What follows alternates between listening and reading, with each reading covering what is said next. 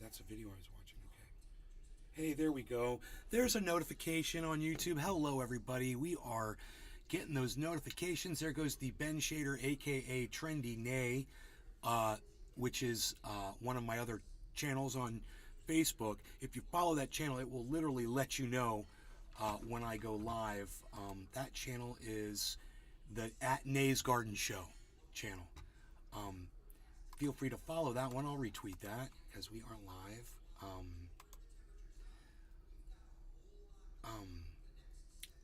We've got a really big show planned for today. It's gonna be huge. I'm gonna take some time to just Caleb Sliger. Caleb, how's it going, buddy? Nay. Let me do my SEO really quick. I'm remembering that. Yes. Okay, let's edit this video. Edit video, put in the SEO. It only takes a second. There it is. Hit save. And in the SEO, I should probably add Humanist Report. Good morning. Hey, buddy. Yeah, Humanist Report. And anything else I want to put in? Twitter. Caleb Sliger. Files. Twitter Good files. morning, Save. buddy. Okay. Caleb, good morning. Steve Running, good morning. Good morning, everybody. Fantastic. Cassie. Hey, Cassie. Good morning. Hello. So, you guys see my investment is underwater, 33.3. Remember, I put in 34.5. So it's underwater. The value is underwater. Should I take all my money out? Should I take all my money out? No, of course not. I'm going to leave it all sitting in there.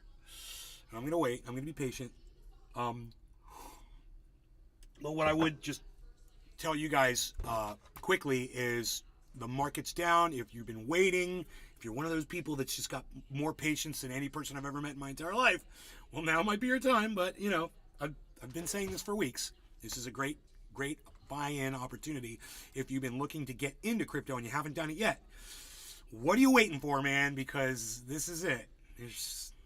I know you keep hearing that from me over and over again. It's kind of redundant, silly, but I wouldn't be doing you right if I wasn't telling you what I really believed, and that's what I really believe, so I'm going to tell you again.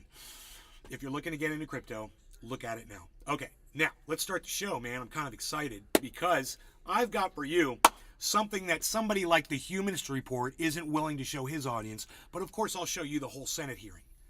I watched the whole Senate hearing this morning. It was over 2.5 hours. I watched the whole thing before the show. I just had to see what the big deal was about, you know. I knew I'd heard the bits and pieces and the releases of certain aspects of the reporting. Hey, Josh. I had heard that Matt Taibbi was given all this information by Elon Musk, and that what he just found out was that the United States government and various agencies were manipulating the narrative on Twitter, you know, and we were all more than aware of that. You know, we've seen the manipulation. People have reported on it. I've been manipulated plenty. You know, people don't see me.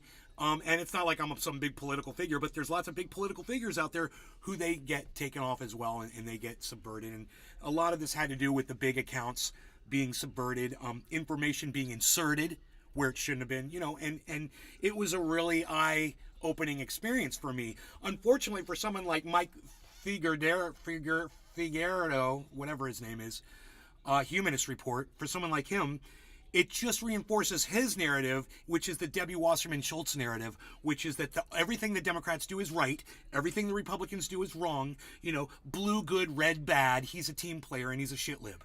And boy, oh boy, did he expose himself on this one. Right from the bat, let me just say, right off the bat, man, he made a title on a tweet, and it started out with the word oof. You might notice that somewhere else, because I almost copied his title word for word, and all I did was I took out Matt Taibbi's name and I inserted Mike Figueredo's name, and used all of his words. Humanist Report, Grift blows up, right? Let me get the rest of that title.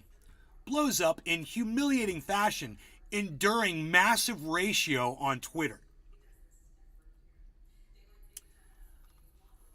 So when you get ratioed, and I've been ratioed before and it's no fun, what that means is that more people disagree with you, and so you might get a whole bunch of views on a tweet like he did. He got thousands, right?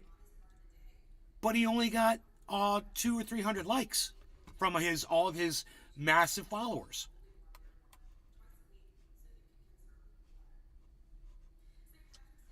Oh, that's weird. Okay.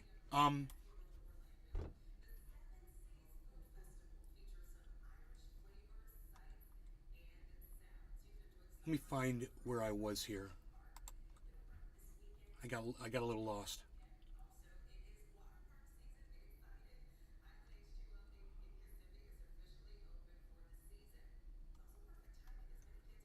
Huh. I don't see any of this stuff anymore. This happens all the time. I get so confused. It's like, huh.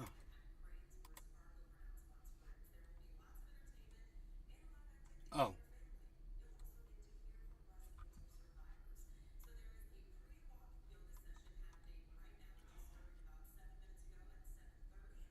I'm sorry this is taking so long.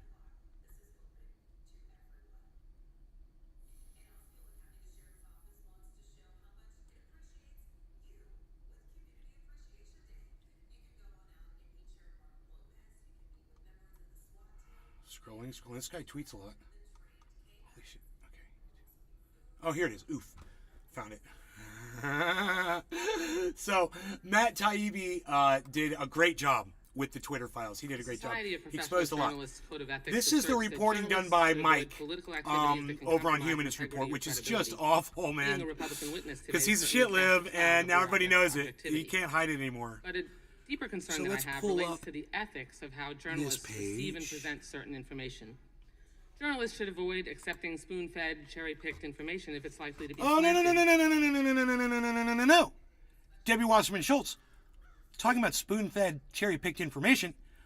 Wasn't it spoon-fed, cherry-picked information that you spread out over the DNC to subvert Bernie Sanders' election?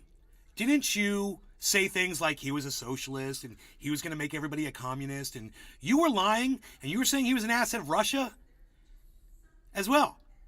So you don't get to say that without me calling you out on your bullshit. Of course, Humanist Report's going to sit there with his finger up his nose, and he's not going to say anything about this. But that's why you watch me, and you don't watch that cuck.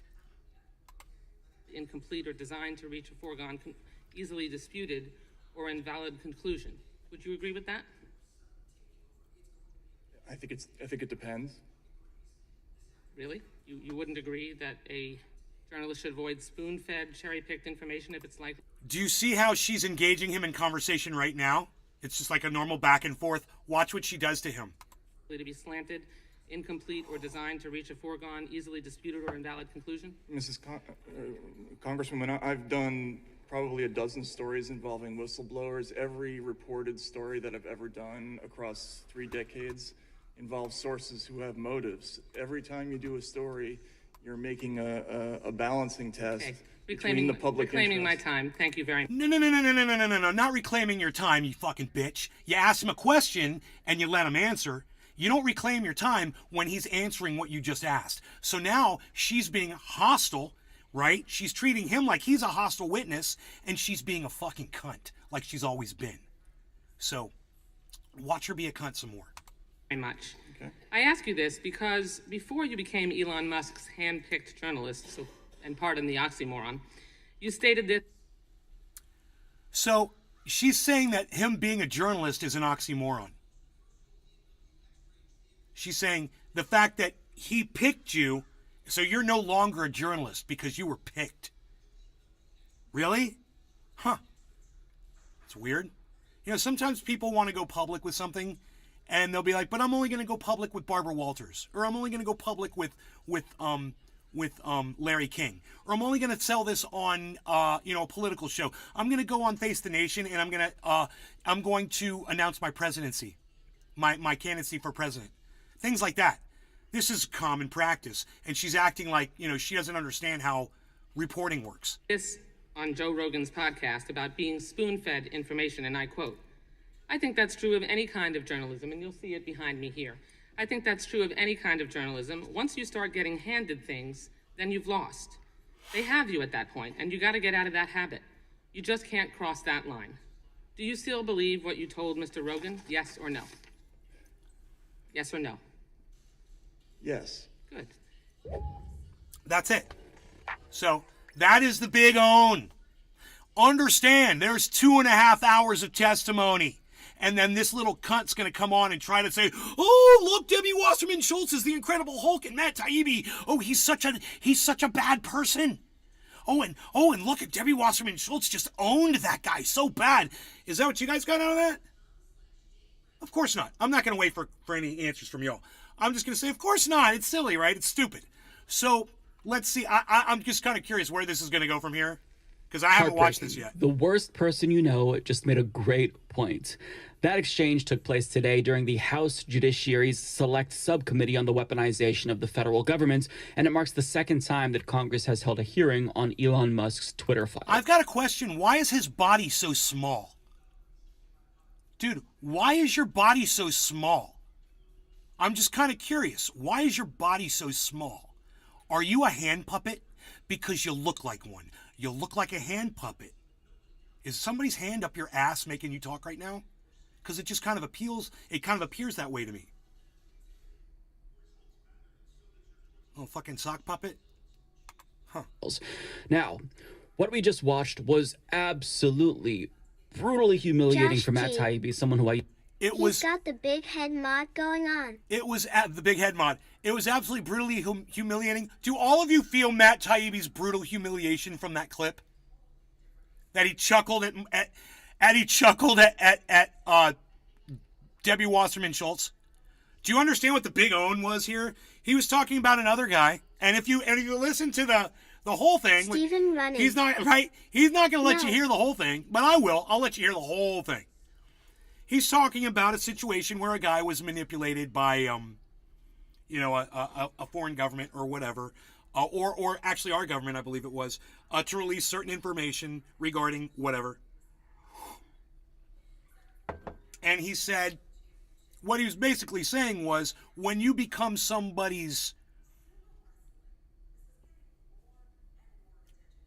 go-to, for the Friday afternoon news dump, and it's always the same reporter, yeah, that's a problem, right? Well, this was one time Elon Musk wanted to find a reporter who he trusted. He sought out Matt Taibbi. He gave Matt Taibbi the information, and Matt reported on it. That is the big own, is that, Matt Taibbi was selected by Elon Musk. How dare he accept that job? Where are your standards, oh good sir? How dare you? How dare you do such blasphemous activities by doing your job and reporting on stuff that Elon Musk wanted you to look into? As much as I can't stand Elon Musk, I can't see any wrong here, and I definitely don't see an own. The only thing I see getting owned is this fucking big head puppet man that his audience is eviscerating him by ratioing his big-headed, stupid little body all over Twitter. Now, the reason I have to use such silly words is because YouTube won't let me say the things that I really want to say, and I don't get to call him all the words that I used to call him, but I highly recommend go check out some of my other reporting on this guy. You're going to get an earful, I promise you, because I've always seen him for what he is. I've always known him. I have this thing.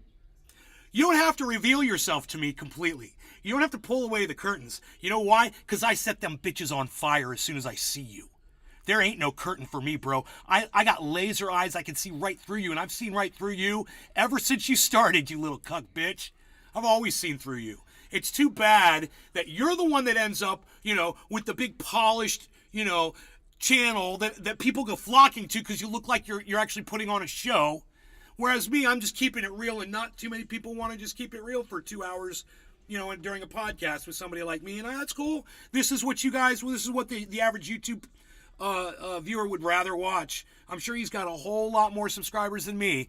But you're going to get the truth out of me, and you're going to get left-wing narrative and bullshit and lies from this guy. Debbie Wasserman Schultz's butt boy. That's who he is. Debbie Wasserman Schultz's butt boy. used to respect. he got exposed as the unprincipled, careerist opportunist that he is by Debbie Wasserman Schultz, of all people, one of the most corrupt, unprincipled, careerist members of Congress. And when you compare both Debbie Wasserman Schultz and Matt Taibbi, just to be clear, without question, I think that she's done far more harm than he could ever dream of doing as a pseudo-journalist. But with then what the fuck are you doing, Mike? What are you doing then? If she's the big evil monster and he's the one that's done the most good for all of humanity, what are you fucking choosing her side for? On one issue, on one little tiny smidgen of video. The only thing that you could cherry pick, the only thing that you could spoon feed to your audience to try to make your point, and you failed miserably, Mike. You failed. Good morning, bear market. I hate you. What's up, buddy? that being said, nothing about what she said there you were right. was wrong. Bear market was right. It gets even worse because she goes on to explain why Matt Taibbi betrayed his own principles. And again, what she says here is 100% correct, and Matt Taibbi knows it, but refuses to admit it. No, what she says there was not 100% correct. It was unrelatable. It was a quote that Matt Taibbi had made on the Joe Rogan show. It wasn't talking about doing one report, which is all it was. He got information. That's what reporting is. And it's just so weird that he sees this as some kind of a sellout or some kind of an own. And it's not. I'm going to let this guy cuck off, here for the next, 8 minutes, just to prove my point. I'm offering him $1,000 to come on my show and read through every single goddamn response of his fucking ratio shit tweet, his shit post that's gonna ruin him. Come on my show, bro. $1,000. Now, you crossed that line with the Twitter files. No. Elon Musk, it's my time. Please do not interrupt me. Elon. It's my time. Don't interrupt you. Reclaiming my time. Do you hear what she's being a fucking cunt to Matt Taibbi? She should be asking questions and being polite. That motherfucker put his life on the line doing what he did. And she doesn't appreciate it at all because he's exposing cunts like her for manipulating social media. Elon Musk spoon-fed you his cherry-picked information, which you must have suspected promotes a slanted viewpoint, or at the very least generates another right-wing conspiracy theory. You violated your own standard, and you appear to have benefited from it. Before the release of the emails in August of last year, you had 661,000 Twitter followers. After the Twitter files, your followers doubled, and now it's 3 times what it was last August. Straw man. So what? He's more popular now. He actually did something that made him famous. What's your point, you dumb bitch? Oh, that's right. You don't have a point. You're just character assassinating him. That doesn't work. It doesn't work for me. It doesn't work for my audience. But you know who it works for? It works for fucking Mike from Humanist Report because he's a cuck bitch for the left. I imagine your I can see the truth, guys. He can't. Increased significantly because of the work that you did for Elon Musk. If you guys appreciate the fact that I can see the truth, please share this on Twitter.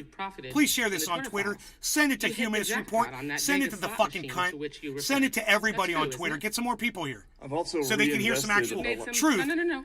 Is it true that you have profited since you were the recipient of the Twitter files? You've made money. Who cares? Yes or no? I think it's probably a wash, honestly. Nope, you have. He's giving her. See, did not have before. Hey, he's giving her a hard time because she's giving him a hard time, and this doesn't look like an own at all. It just looks like he's playing cat and mouse with her, and he's just fucking with her right now. And she's the one that's getting owned. She's the one with Joe Rogan's face behind her, looking like a dumb bitch. Hilarious. But I've also spent money that I didn't have before. I just hired a whole group of people to patently obvious answer. Reclaiming my time. Reclaiming my time. Is a powerful drug.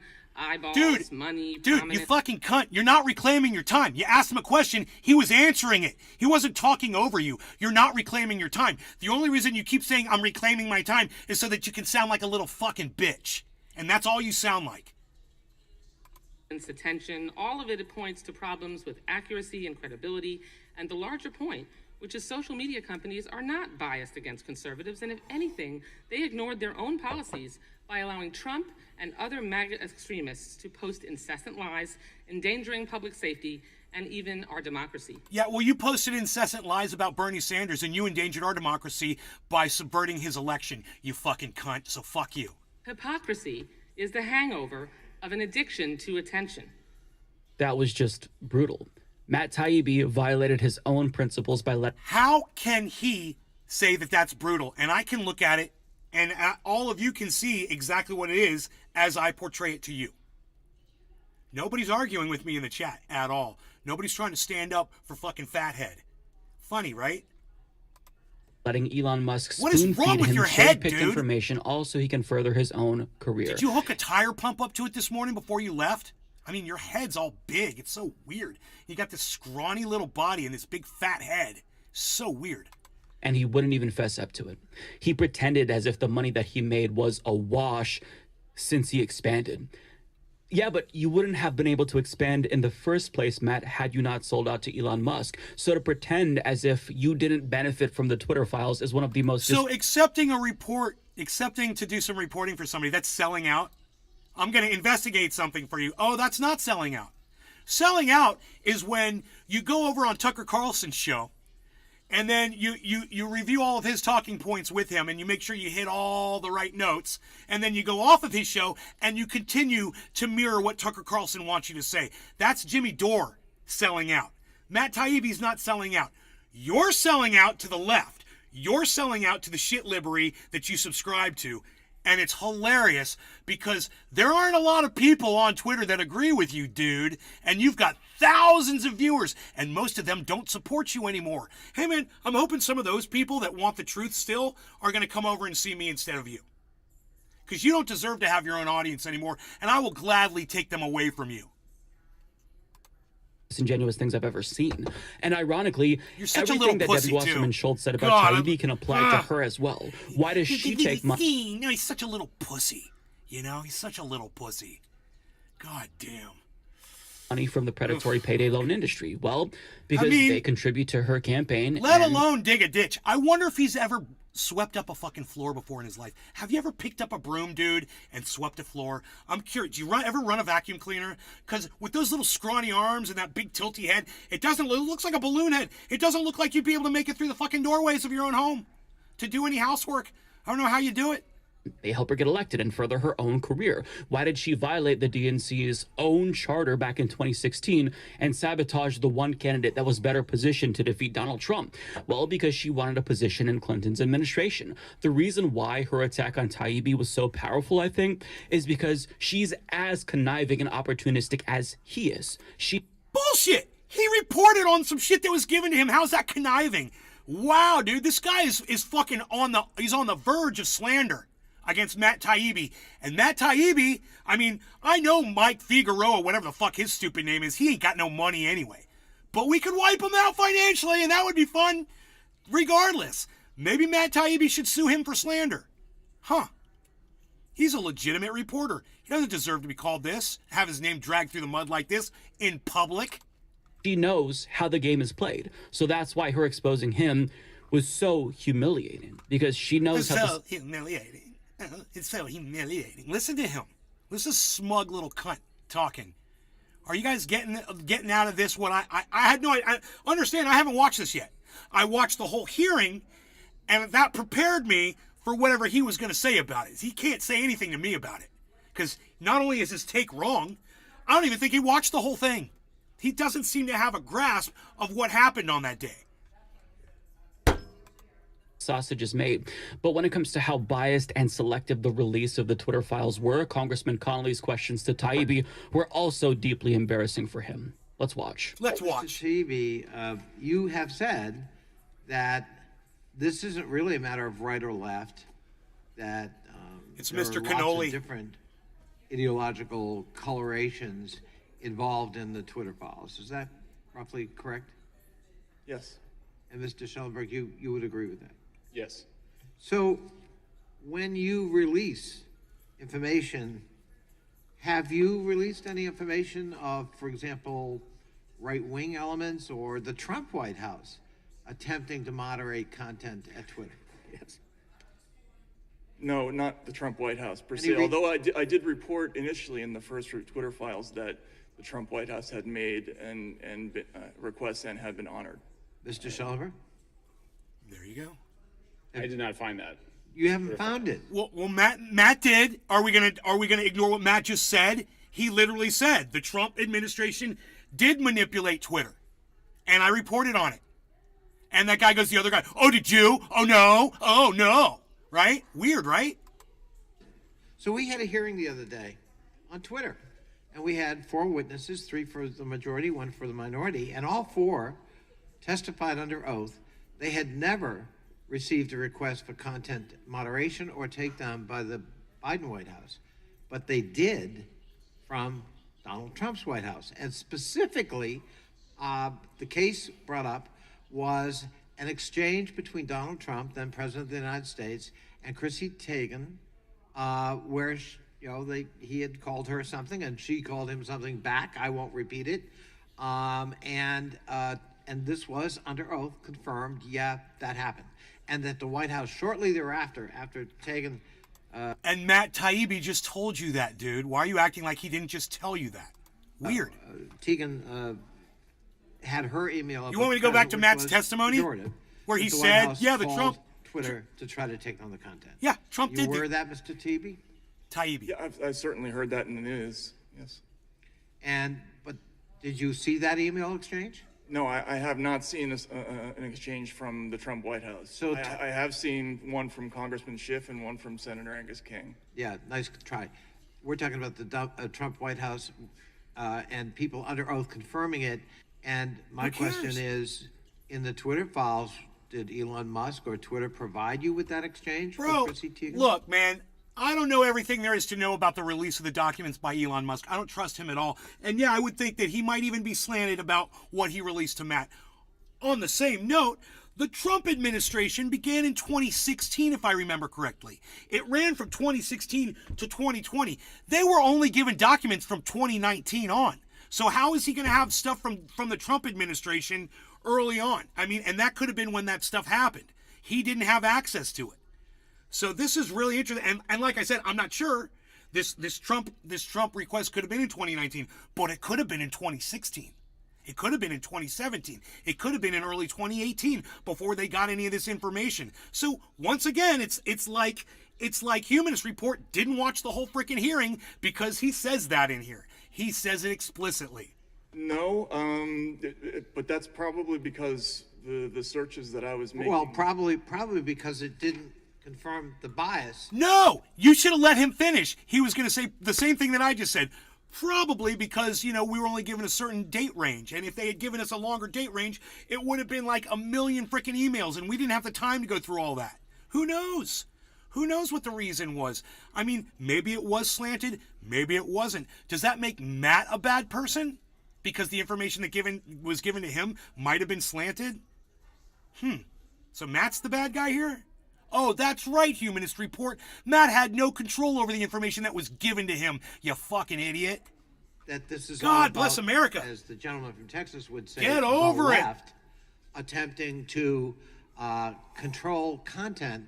I am so glad, and this is going to sound really weird, but I am so glad that the Republicans have the House.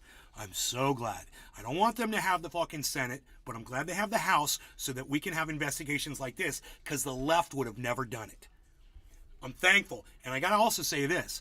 I like the way Kevin McCarthy is running shit. He does a much better job than Nancy Pelosi does. Boom. Shots fired. Come at me. Just telling you the truth, guys. And I've been watching McCarthy. I saw this whole hearing. We might sit through the whole thing on this show.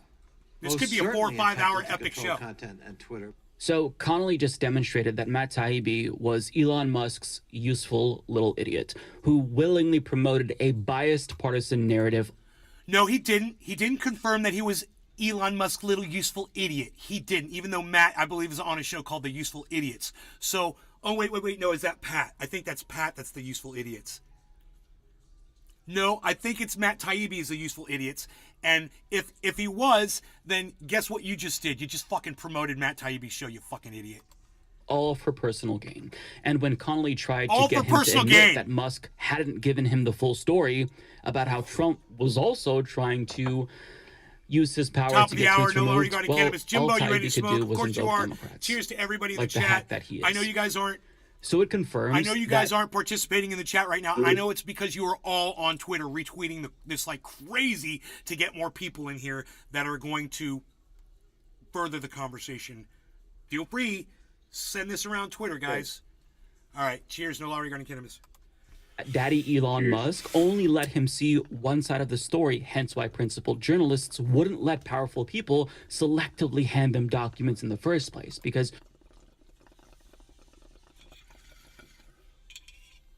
Matt Taibbi just testified that there was evidence that Trump tried to manipulate Twitter. Why does this cuckstick Nick Brown try to act like that never happened? Morning cheers. Hey, Nick, what's up, buddy? you're not getting the full picture as journalists seek to do. And again, I find it sad because Matt Taibbi used to be a good journalist. He was critical of the billionaire class and the establishment. Yeah, Matt Taibbi used to be a good journalist, but he did one report that I don't agree with, and now he's a bad, bad man, and everybody needs to be against him. What? Even if you agreed with this moron that it was horrible reporting, it's just one report. Let's review Matt Taibbi's body of work throughout his career, you fucking idiot. But now he's on Team Red, presumably because that's where the money is. And he's on Team Red now. Oh, wow. Parroting their anti-trans talking points and promoting Matt Walsh's What is a Woman documentary. It's just sad to me, honestly, but... Okay. That I might have a problem with, and we might have to look into that. You know, so I would have a problem with Matt Taibbi doing a whole what is a woman thing. I got a problem with that. Who fucking cares what a woman is? Fuck you. It's not an issue. Stop making it a fucking issue. You're making that an issue because you don't like trans people.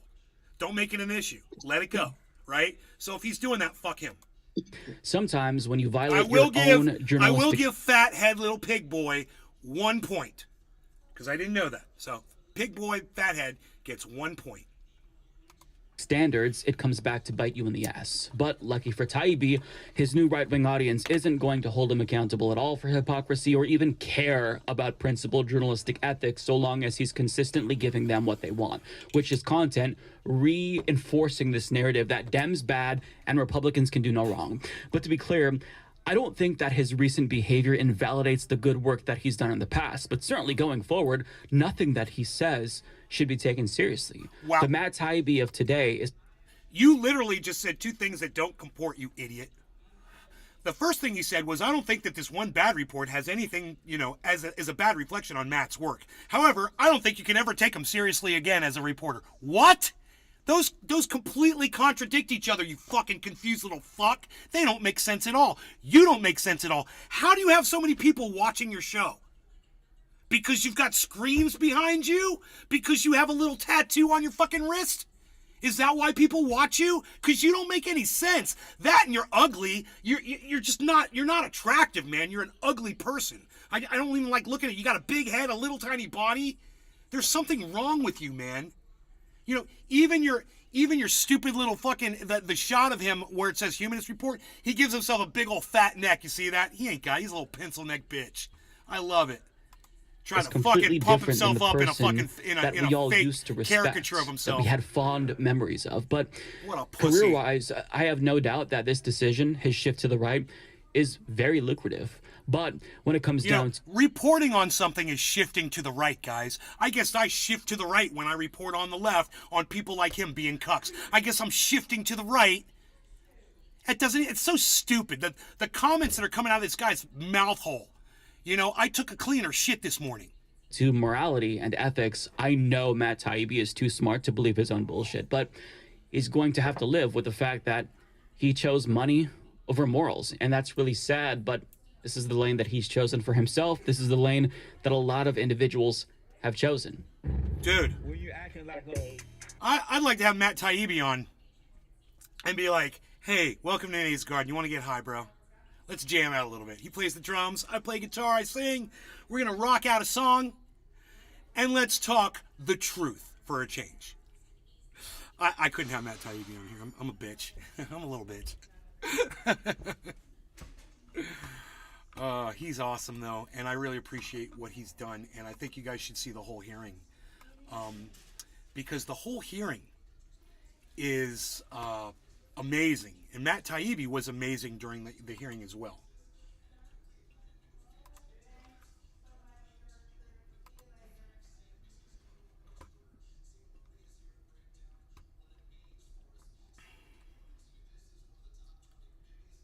Just listen to this. Just listen to this one little chord progression really fast.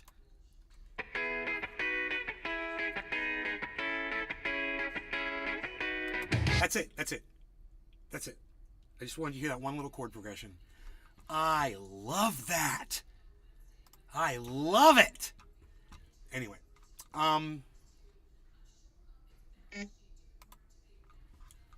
okay. The Society of Professional Journalists Code of Ethics asserts that journalists should avoid political activity. My bad. My bad. That is not it. I shared it. I shared the whole thing. I was going to click on it. Oh, that's right. Then I went to the Mighty Mighty. I'm so goddamn ADHD. That's so funny. I clicked on the Mighty Mighty Monsters. I had to do it. I had to do it. Is a direction. Okay, this is a 2.5 hour, and I'm proud of myself. I literally watched all 2.5 hours of this morning, guys. Just so I could be prepared for this show, because I knew we were going to do a long show, and I had a feeling that I was going to want to watch the whole thing again with you guys. Subcommittee will come to order without objection. Because it's so long, I'll try not to pause it, okay? Feel free to talk over this one, guys, because it's 2.5 hours. I can always rewind it. Oh, look, Pledge of Allegiance. Isn't that weird?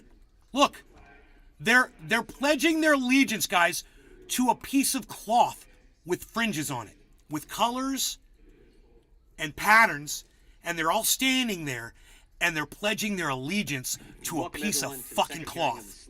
Just, they do it all the time, too. It's crazy, right? Fucking crazy. In the run-up to the Don't make your kids do that, please. FBI Special Agent Elvis Chan, in his deposition in Missouri versus Biden. All right, I'm going to let you watch the intro. I'll be right back, guys. Repeatedly informed Twitter and other social media platforms of the likelihood of a hack and leak operation in the run-up to that presidential election. He did it even though there was no evidence. In fact, he said in his deposition that we hadn't seen anything, no intrusions, no hack. Yet he repeatedly told him something was coming. Yoel Roth, head of trust and safety at Twitter, testified that he had had regular meetings with the Office of the Director of National Intelligence, the Department of Homeland Security, the FBI, and other folks regarding election security. During these weekly meetings, federal law enforcement agencies communicated that they expected a hack and leak operation. The expectations of a hack and leak operation were discussed throughout 2020, and he was told they would occur in a period shortly before the 2020 presidential election, likely in October. And finally, he said, I also learned in these meetings that there were rumors that a hack and leak operation would involve Hunter Biden. So, what did the government tell him? A hack and leak operation was coming. How often did the government tell him this? Repeatedly for a year. When did the government say it was going to happen? October of 2020. And who did the government say it would involve? Hunter Biden. Now think about it. Government had no evidence of any intrusions, no evidence of a hack and leak, yet for a year they tell Twitter that a hack and leak is coming, it's coming in October, and it will involve Hunter Biden. No evidence, but the FBI knows what's going to happen, when it's going to happen, and who it's going to involve. Now that's amazing. That is amazing to me.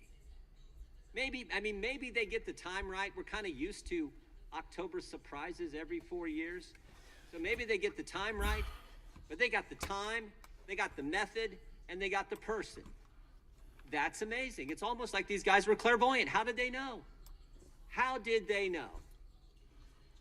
Maybe it's because they had the laptop, and they had had it for a year. They had the laptop, they knew it wasn't hacked, but that's not what they told Twitter. They didn't tell Twitter that information, and Twitter believed, frankly, everything they said. In those weekly meetings, the FBI had built a cozy relationship with this tech company and others as well, we believe. Emails between the FBI and Twitter began with the greeting, "Hey, Twitter folks." Emails that asked Twitter to take down accounts and limit visibility of tweets. The FBI handed out security clearance to folks at Twitter. They communicated with Twitter on the secret teleporter app where messages disappear after a certain length of time. And of course, they paid Twitter $3.4 million. In addition, on August 6, 2020, the FBI briefed Senators Grassley and Johnson, and according to the senator's testimony, last month in front of this committee, the briefing was bogus and done so someone could go leak that the briefing had happened and undermine the senator's investigation. In September of 2020, a government-funded think tank gets involved. They do a tabletop exercise. The participants include the New York Times, the Washington Post, and other mainstream media outlets. Facebook is there. Mr. Roth of Twitter is there. The organizer was the former CEO of NPR and the former head of news at Twitter. The mock exercise is hosted by the Aspen Institute.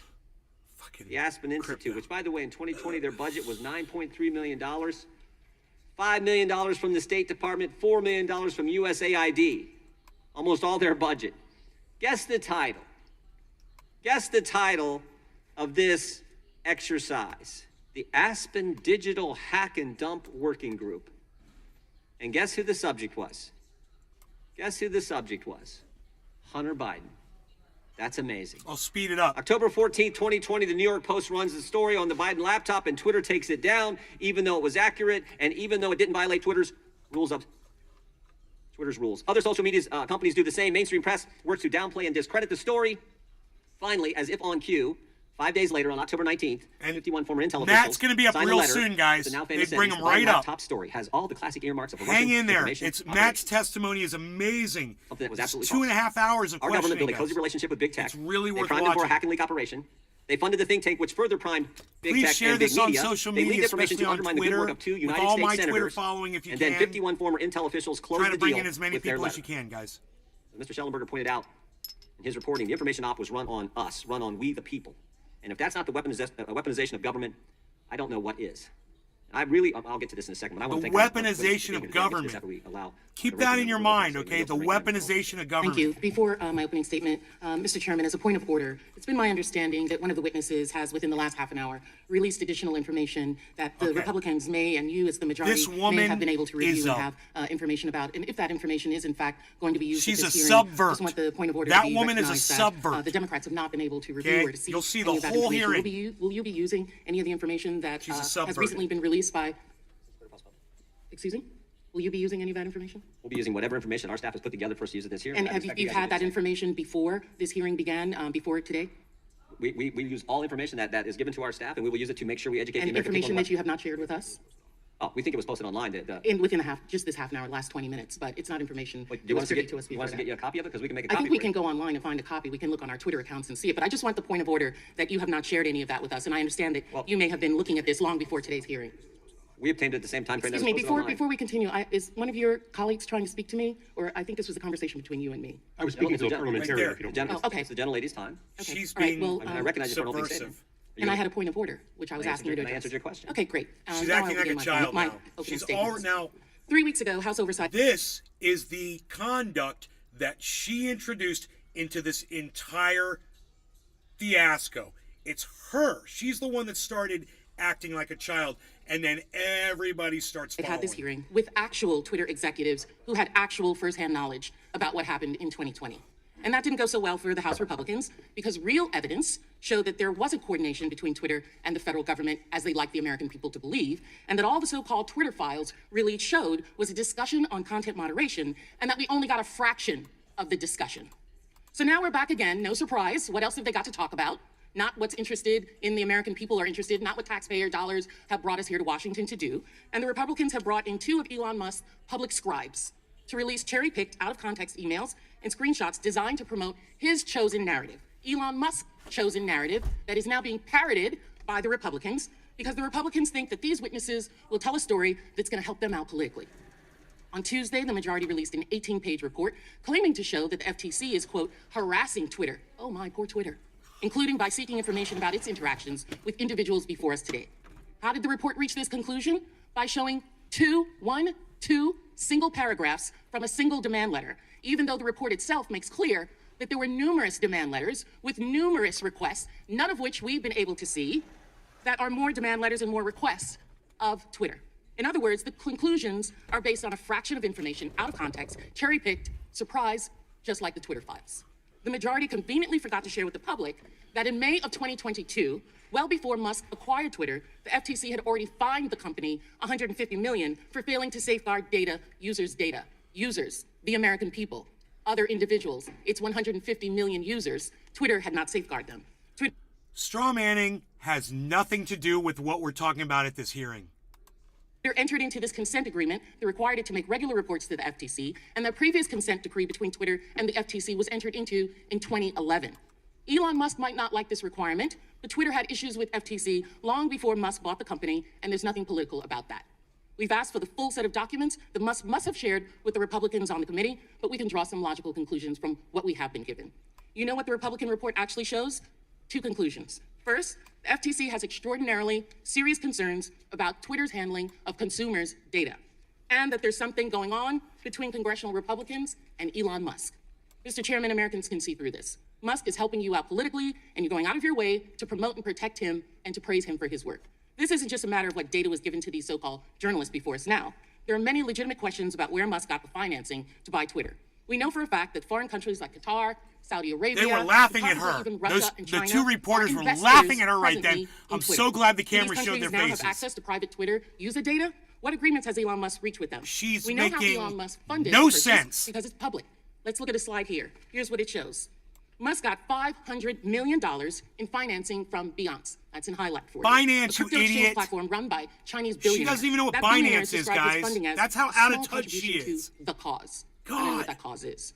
Musk got $1 billion from Larry Ellison, whose super PAC spent millions on Republican candidates last cycle, including election deniers. Right. Musk got $375 million got a lot of highlighted money. here from Qatar, which has He's got recently been questioned about its investors. lobbying practices. Musk got $700 million from Vi Capital, a secretive investment fund based in Dubai. And more very interesting, as you can see down below, There's a lot of the nephew Arabs of the that Saudi gave king is Elon Musk Twitter's a lot second of largest money. investor. At What does that a- have to a do with much anything larger where amount. he's got his And funding the chair from wants for us to think Twitter? that Elon Musk is the victim. The chairman wants us to believe that the Republicans are concerned with the federal government unfairly going after Twitter and Twitter unfairly taking down I'm going to conservative stop posts, here for 1 just like second. we did several weeks. She's attacking Elon Musk. All Elon Musk did was release a bunch of documents. That's what he did. He released a bunch of documents and let Matt Taibbi and these other reporters go through it all and report on it. She's saying, oh, look at all the money that Elon Musk is getting from Arabs and from Saudis and from Republicans and from these people and that people and blah, blah, blah. Who cares? It's a social media site. Who cares where the money comes from? There's corruption in there. It's from both the Republicans and the Democrats. And guess what? Those files exposed both sides.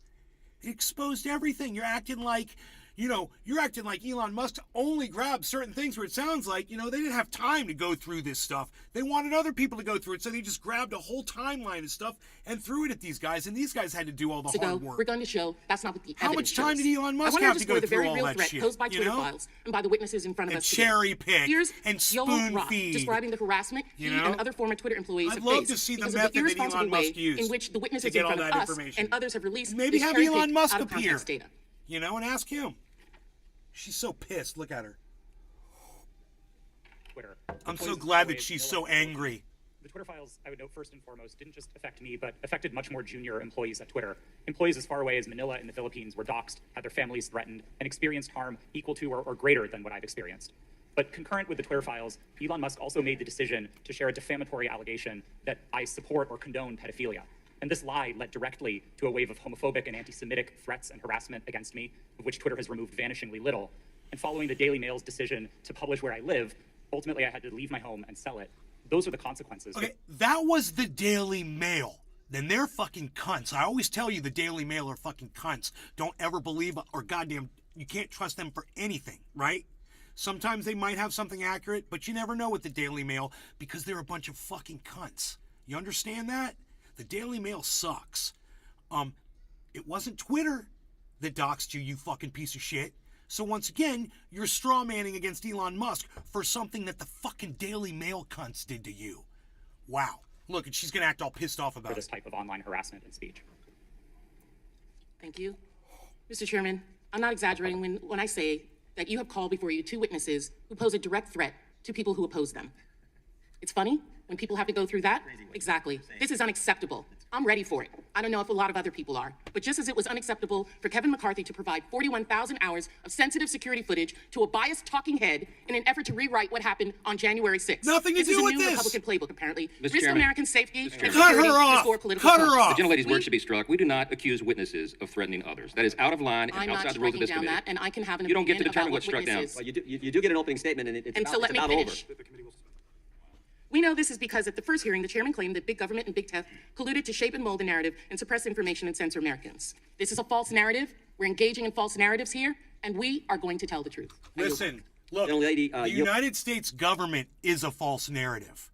Okay? You're here on false pretenses. So if you want to go back, let's talk about the Native Americans you slaughtered and the African Americans that you enslaved to build this country. So based on your past, we can't trust anything that you say. So that's your litmus test for Matt Taibbi and Elon Musk, is to go back through their history and say, oh, you did this and you did that, blah, blah, blah, blah, blah. Okay, well then, everything that you say is bullshit too, because of what you're coming from. Builds back. I would just point out the consent decree was in our report. We offered your staff also the opportunity to review the FTC letters. You have not come over to review those letters. Third, the idea that I believe both of these individuals who are getting ready to testify, I believe they're both Democrats. The idea that two journalists who Did you happen to not be give that Democrats- offer No, at 8 o'clock last I'm talking night? Now. Your time was ended. Neither of us are in time. I don't think they're here to help us politically. I think they're here to tell us the truth. And oh, by the way, the first FTC letter to Twitter after the first set of Twitter files, the very first question was, who are the journalists you're talking to? And you guys don't care. You don't care. You don't care want about the you don't want the 2011 American people to see. consent You don't decree? want the American people to see what happened, the full video, transparency. You don't want that, and you don't want two journalists who have been named personally by the Biden administration, FTC, in a letter. The Biden And you're administration saying is they're not here the to help us. FTC. They're here to tell their story. And frankly, I think they're brave individuals for being willing to come after they've been named in a letter from the Biden FTC. Is this your question time now? No, I'm responding to your ridiculous statements you made in your opening statement. Okay, well, let's get on with it. Boom! Oh, now we want to get on with it. So you can say all the things you want. I did in my opening statement as well as you had an opening statement. You said what you needed to say. Now, I'm sorry. I thought this guy was Kevin McCarthy. My bad. It's Jordan, and that's I don't like Kevin McCarthy, and I don't like this guy. Jim, I can think his name is Jim Jordan, but I've been saying McCarthy, and this guy's name is Jim Jordan, I believe. But I just want to say he's doing a good job, and I agreed with everything that he just said. Everything that woman just said was out of line, and I think he did a very good job as the person in charge of that hearing in calling her out on her fucking bullshit just then. I hope you guys in the chat agree with me on this. I mean, I know he's a Republican. I don't like him based on that. But, the way this woman over here is speaking, she's not going to get my support. I'd love to hear from you guys in the chat. Say in your opening statement, and I, as the ranking member, have Without used my objection, time. all other opening statements will be included in the record. We will introduce today's witness, Matt Taibbi, the journalist and author. He's one of the authors of the Twitter files, previously Please worked for share Rolling this on Stone, that social right-wing media. publication, Get some Rolling people Stone, here who where will so many talk, Republicans please. work at. He's also written several books about American politics and culture. And of course, as I pointed out, as the Wall Street Journal pointed out yesterday on the front page, was named by the FTC. Michael Schellenberger is also a journalist, author, and one of the authors of the Twitter files. He's also co-founded several nonprofits, including Breakthrough Institute, Environmental Progress, and the California Peace Coalition, another right-wing Republican organization, I'm sure. His work often focuses on crime and drug policy, homelessness, and the climate. We welcome our witnesses and thank them for appearing today. We will begin by swearing you in. Would you please stand and raise your right hand? What he just laid out is the fact that both of those guys come from liberal backgrounds, for sure. And they're not right-leaning at all. do you swear or affirm under penalty Neither of them of are. perjury that the testimony you're about to give is true and correct to the best of your knowledge, information, and belief, so help you God? Let the record show both witnesses have Jim answered Jordan's in the affirmative. Republican. Thank you. Those Be two seated, journalists please. are Democrats. We will now start with Mr. Well, Taibbi. Taibbi's You guys, I think, probably understand independent. Do you want to go with Mr. Schellenberger? We can go with Mr. Schellenberger. But Start with Mr. they support Schellenberger. the You left. understand how it works. You get 5 minutes. Make sure you hit the microphone so we And can you all can hear. see how this is so hard for them, When it gets to you know? yellow, it means just like Because you they're expect time to start realizing lining up, and when it how gets to the right bad time to stop, it will be a their little bit leaner side on is, time. too. Mr. Schellenberger, you're recognized for your opening statement. Stephen Chairman Running. Jordan, Ranking Member Plaskett, members of the committee, thank you very much DWS for is inviting my corrupt to testimony. begin with In his 1961 farewell 2016 address, election. President Dwight Eisenhower warned of, quote, the acquisition of unwarranted influence by the military-industrial complex. Eisenhower feared that the size and power of the complex or cluster of government contractors in the Defense Department would, quote, endanger our liberties or democratic processes. How did he mean that? Through, quote, domination of the nation's scholars by federal employment, project allocations, and the power of money. He feared public policy would become the captive of a scientific, technological elite. Eisenhower's fears were well-founded. Today, American taxpayers are unwittingly financing the growth and power of a censorship industrial complex run by America's scientific and technological elite, which endangers our liberties and democracy. I'm grateful for this opportunity to offer this testimony and sound the alarm over the shocking and disturbing emergence of state-sponsored censorship in the United States of America. The Twitter files, state attorneys general lawsuits, and investigative reporters have revealed a large and growing network of government agencies, academic institutions, and non-governmental organizations that are actively censoring American citizens, often without their knowledge, on a range of issues. I do not know how much of the censorship is coordinated beyond what we have been able to document, and I will not speculate. I recognize that the law allows Facebook, Twitter, and other private companies to moderate content on their platforms, and I support the right of governments to communicate with the public, including to dispute inaccurate information. But government officials have been caught repeatedly pushing social media platforms to censor disfavored users and content. Often these acts of censorship threaten the legal protection social media companies need to exist, Section 230. If government officials are directing or facilitating such censorship, knows one law professor, it raises serious First Amendment questions. It is axiomatic that the government cannot do indirectly what it is prohibited from doing directly.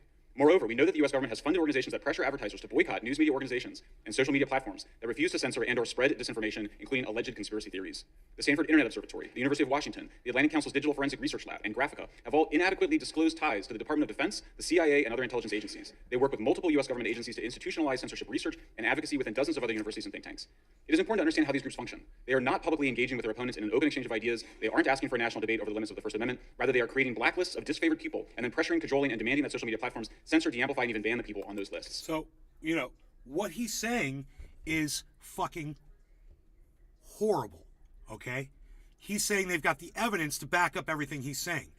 The Democrats sitting on this committee don't want to hear it because mostly they're the ones that are getting called out for the manipulation. So now you understand why that guy from the Humanist Report thinks that these two reporters are bullshit because it goes against his narrative. By the fear that the internet and social media platforms empower populist, alternative, and fringe personalities and views which they regard as destabilizing. Federal government officials, agencies, and contractors have gone from fighting ISIS recruiters and Russian bots to censoring and deplatforming ordinary Americans and disfavored public figures. Like me call Importantly, you the bar out, for bro. bringing in military-grade government monitoring and speech countering techniques has moved from, quote, countering terrorism to, quote, countering like me extremism offer you to countering simple $1,000 misinformation, otherwise known as being to just wrong. read through your the government no all longer the is a predicate tweets of calling you a terrorist or an that people extremist sent deploy to government you, resources to counter so your you political can activity. see how The only predicate wrong of deeds you is simply the were. assertion that the opinion you expressed on social media is wrong. These efforts extend to influencing and even directing conventional news media organizations. Since 1971, when the Washington Post and New York Times elected to publish classified Pentagon papers about the war in Vietnam, journalists have understood that we have a professional obligation to report on leaked documents whose contents are in the public interest. And yet in 2020, the Aspen Institute and Stanford Cyber Policy Center urged journalists to, quote, break the Pentagon Papers principle and not cover leaked information to prevent the spread of disinformation. Government-funded censors frequently invoke the prevention of real-world harm to justify their demands for censorship, but the censors define harm far more expansively than the Supreme Court does. Increasingly, the censors say their goal is to restrict information that delegitimizes governmental, industrial, and news media organizations. That mandate is so sweeping that it could easily censor criticism from any part of the status quo, from elected officials to institutions to laws.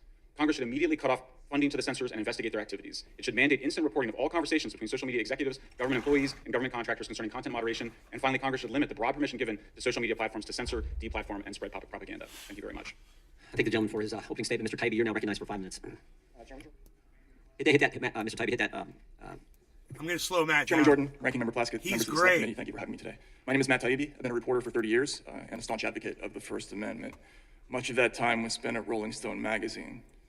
Ranking Member Plaskett, I'm not a so-called journalist. I've won the National Magazine Award, the I.F. Stone Award for Independent Journalism, and I've written 10 books, including 4 New York Times bestsellers. I'm now the editor of the online magazine Racket on the independent platforms. Now you can hear, I believe it's Jim Jordan chuckling in the background, because these Democrats have been trying to character assassinate Taibbi. And he's reading through his credentials and he's laughing at how qualified this guy is. And at what fools these Democrats are sounding like when they're trying to attack them over the information that they were reporting on.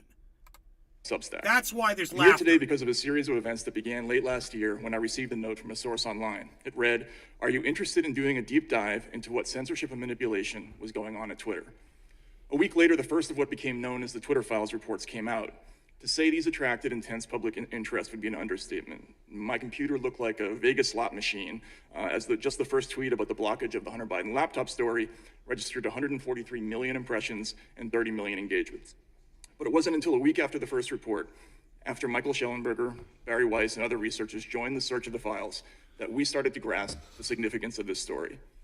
The original promise of the internet was that it might democratize the exchange of information globally. This is great. Listen to what he says. A free internet would overwhelm all attempts to control information flow, its very existence a threat to anti-democratic forms of government everywhere. What we found in the files was a sweeping effort to reverse that promise and use machine learning and other tools to turn the internet into an instrument of censorship and social control. Unfortunately, our own government appears to be playing a lead role.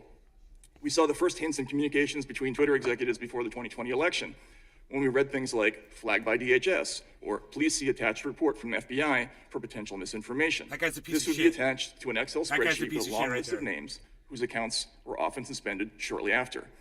Again, Ranking Member Plaskett, I would note that the evidence of Twitter-government relationship includes lists of tens of thousands of names on both the left and right.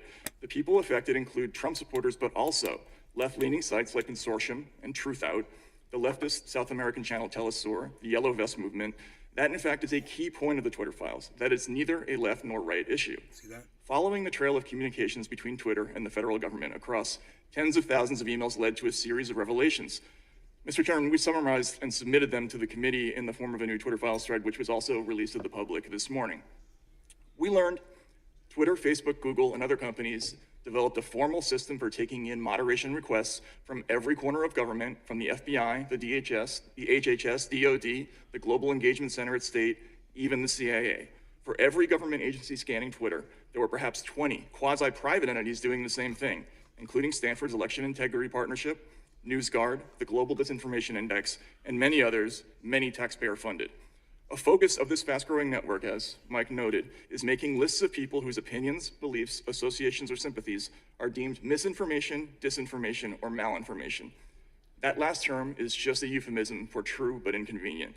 Undeniably, the making of such lists is a form of digital McCarthyism. Ordinary Americans are not just being reported to Twitter for de-amplification or deplatforming, but the firms like PayPal, digital advertisers like Xandr, and crowdfunding sites like GoFundMe. These companies can and do refuse service to law-abiding people and businesses whose only crime is falling afoul of a distant, faceless, unaccountable, algorithmic judge. Right. As Like someone me. who grew up a traditional ACLU liberal, this mechanism for punishment and deprivation without due process is horrifying.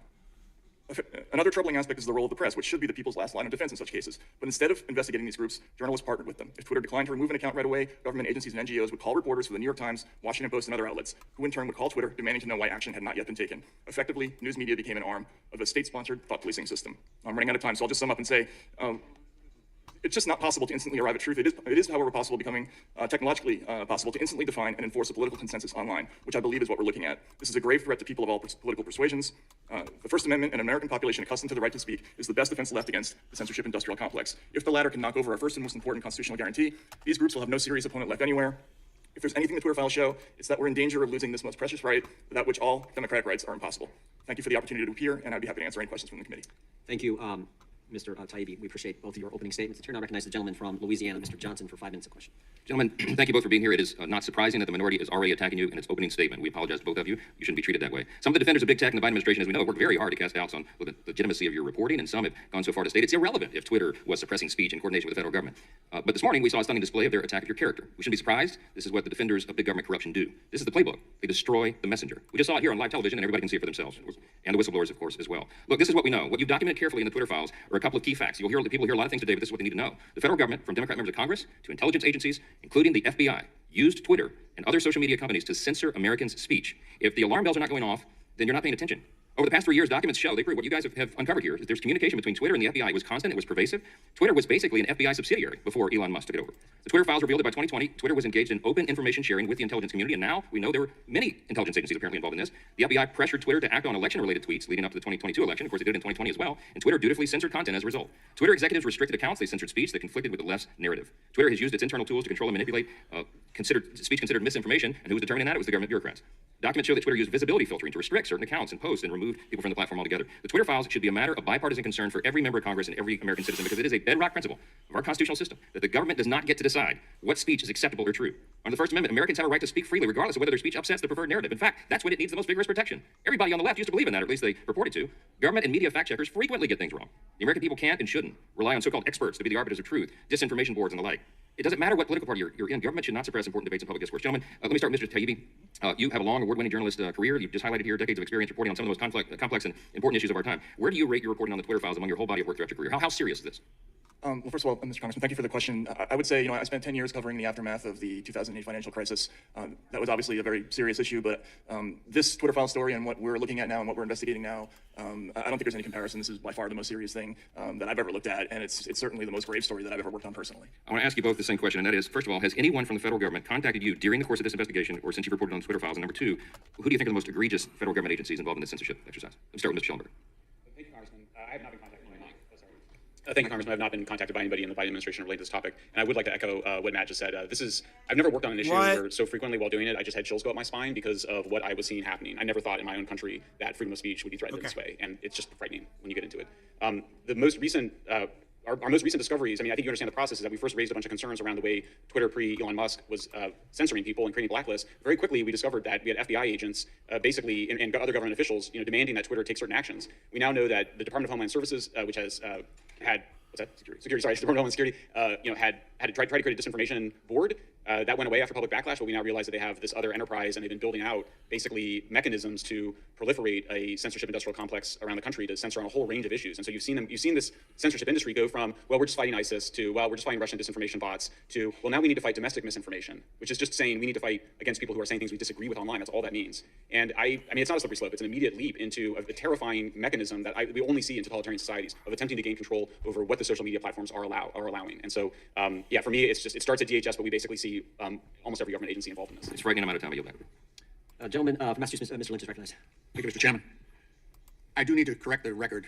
So there's been the suggestion here that the FBI and other government agencies pressured employees at Twitter to validate these theories of foreign influence. When we had Mr. Roth, who was Yoel Roth, who was the former global head of trust and safety at Twitter, so we asked Twitter if there was pressure applied, and Mr. Roth said, no, I would not agree with that. The FBI, this is his quote, the FBI was quite careful and quite consistent to request review of the accounts, but not to cross the line into advocating for Twitter to take any particular action. So that's what Twitter said about the actions of the FBI vis-a-vis Twitter. Mr. Taibbi, in 2019, Special Counsel Robert Mueller unequivocally found that the Internet Research Agency, owned by Yevgeny Prigozhin, the same oligarch who runs the Wagner Group, carried out an extensive social media disinformation campaign to help then-candidate Donald Trump and to hurt Hillary Clinton. He also found that the Russian intelligence interfered with the 2016 election via a hack and release campaign, damaging to the Clinton campaign. These particular findings came on the heels of the unanimous assessment on the part of the United States 18 intelligence agencies that Russian President Putin, quote, ordered an influence campaign in 2016 aimed at the presidential election, close quote. They also followed the release of a bipartisan Senate Intelligence Committee report finding that Russia and Vladimir Putin engaged in, I quote, aggressive, multifaceted effort to influence the U.S. presidential election. So, Mr. Taibbi, do you believe that the Russians and their oligarch-controlled Internet Research Agency interfered in the 2016 election via this social media disinformation campaign? Do you believe that? Mr. Congressman, my disagreement with the issue is... I think this is basically a yes or no question. Either you think so or you don't, and I don't have a lot of time, so... Okay, well then I'm going to answer not in the sense that you're putting it. Okay. I think all countries engage in offensive information operations. The question is scale. You believe that the Russia Twitter files engaged in hacking? Reclaiming my time. That's how it works now. I'll ask the questions and you try to provide an answer if you can. Trying to shame him. The gentleman is out of order and should not be interrupting a member asking a question on our side, Mr. Chairman. Reclaiming my time from everyone. Do you believe that Russia engaged in a hack and release campaign damaging to the Clinton campaign back in 2016? Again, I don't know, and I would say it's irrelevant. Let me ask Mr. Schellenberg. These are pretty easy questions. It's just whether you believe it or not. Mr. Schellenberg, same question. Do you believe that the Russian oligarch-controlled Internet Research Agency interfered in the 2016 election?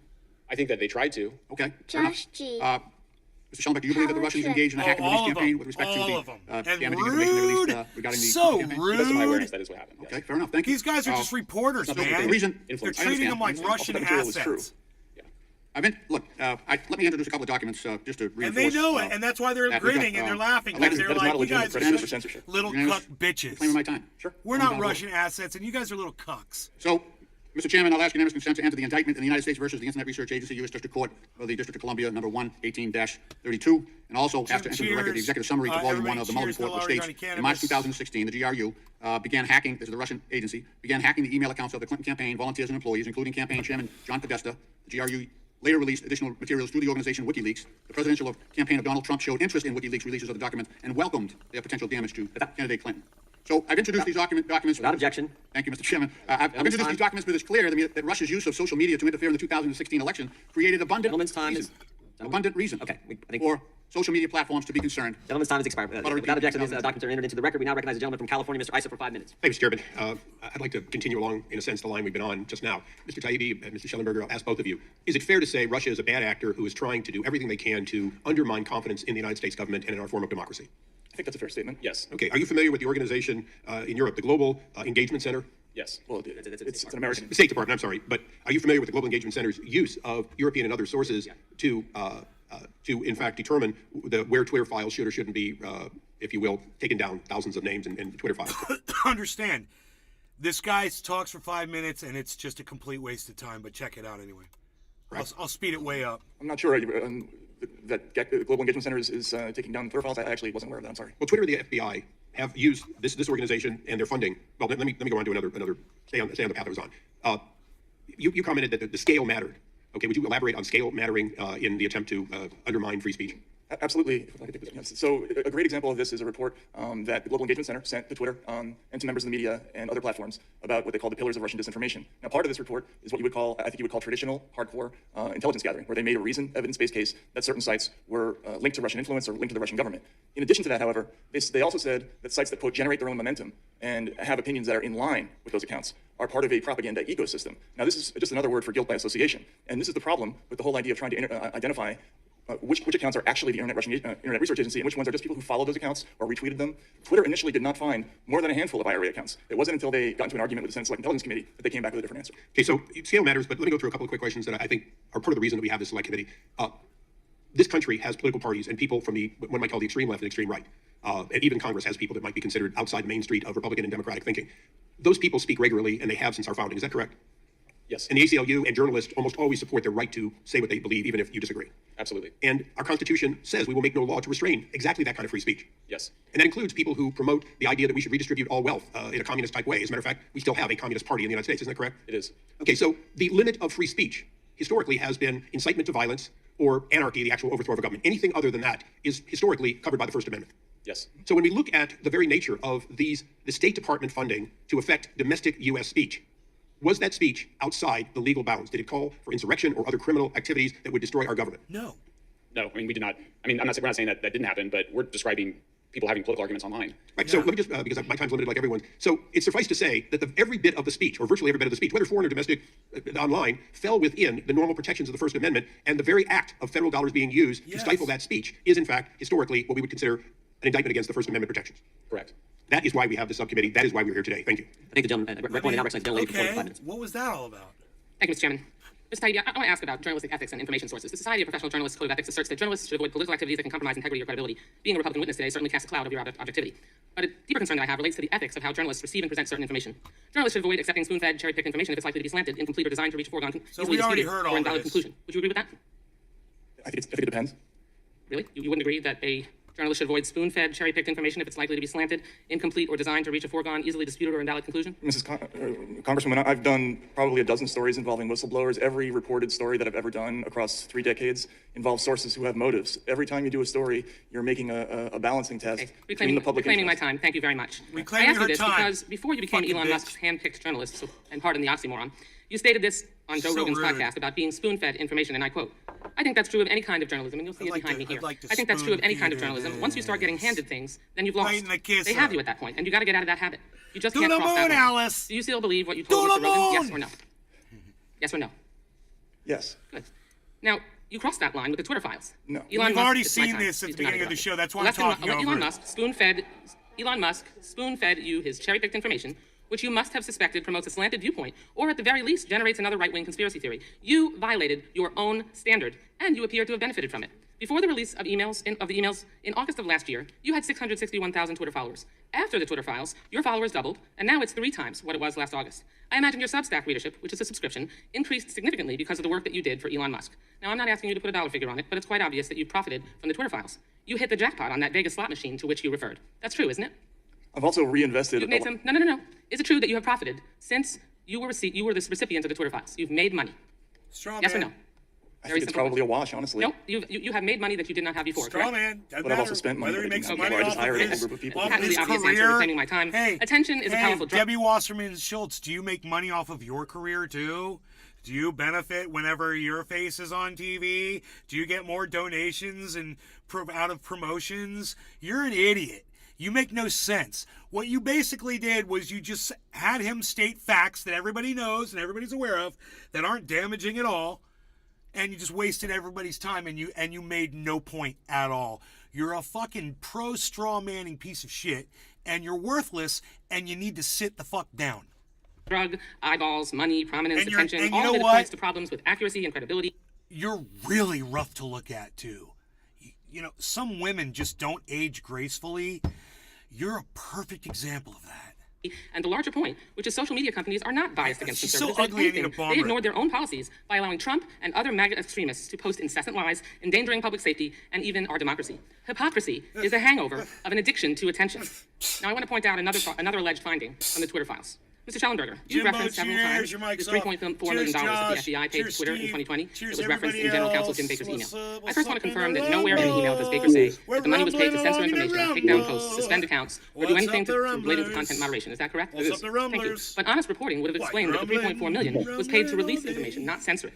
One of my colleagues on this panel repeated your distortions and told Americans this reimbursement was used to, quote, censor certain stories. That's a flat-out lie. Mr. Schellenberger, are you aware of Section 2706 under the Stored Communications Act? It says when social media companies comply with subpoenas, warrants, or court orders, it costs them money, so they get reimbursed. The FBI makes these requests and reimbursements to discover evidence and run relevant to a criminal investigation. Let me repeat that. The FBI makes these requests to help catch the bad guys. That helps keep child predators off social media sites. It helps keep violent criminals off our streets.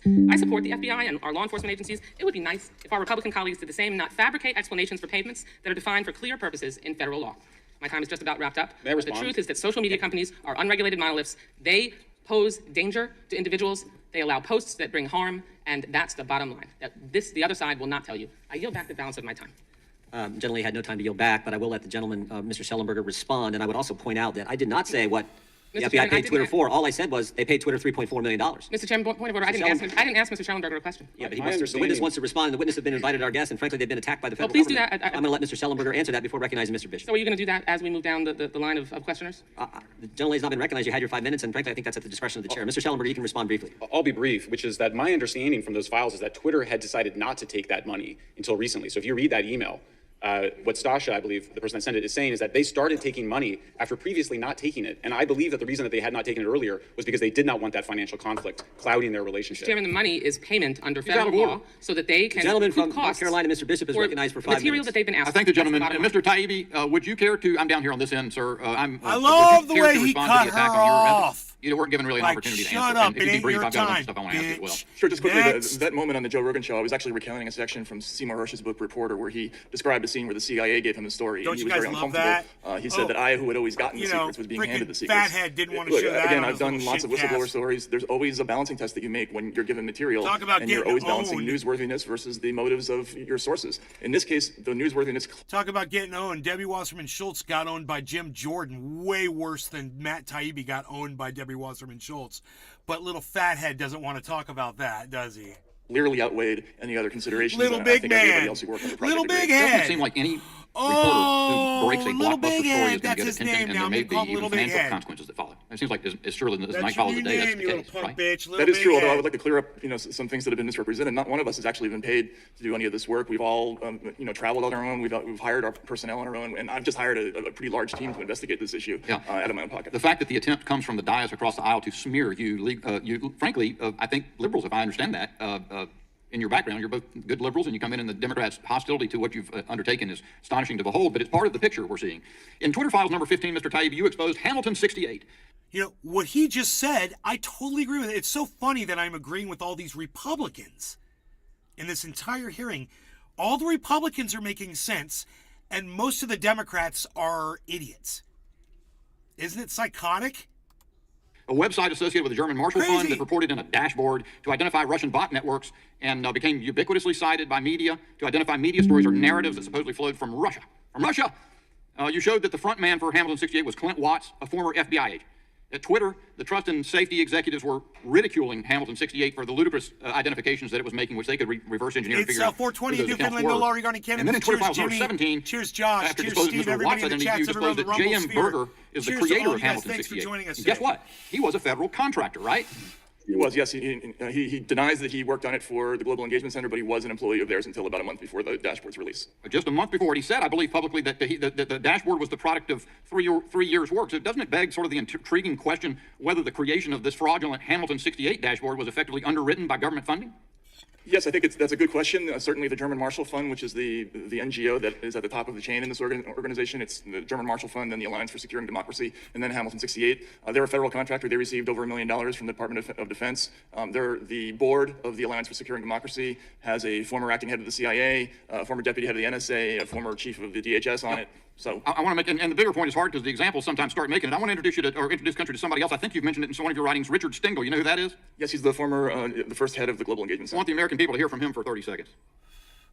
Basically, every country creates their own narrative story. And you know, my old job at the State Department was what people used to joke as the chief propagandist job. We haven't talked about propaganda. Propaganda, I'm not against propaganda. Every country does it, and they have to do it to their own population.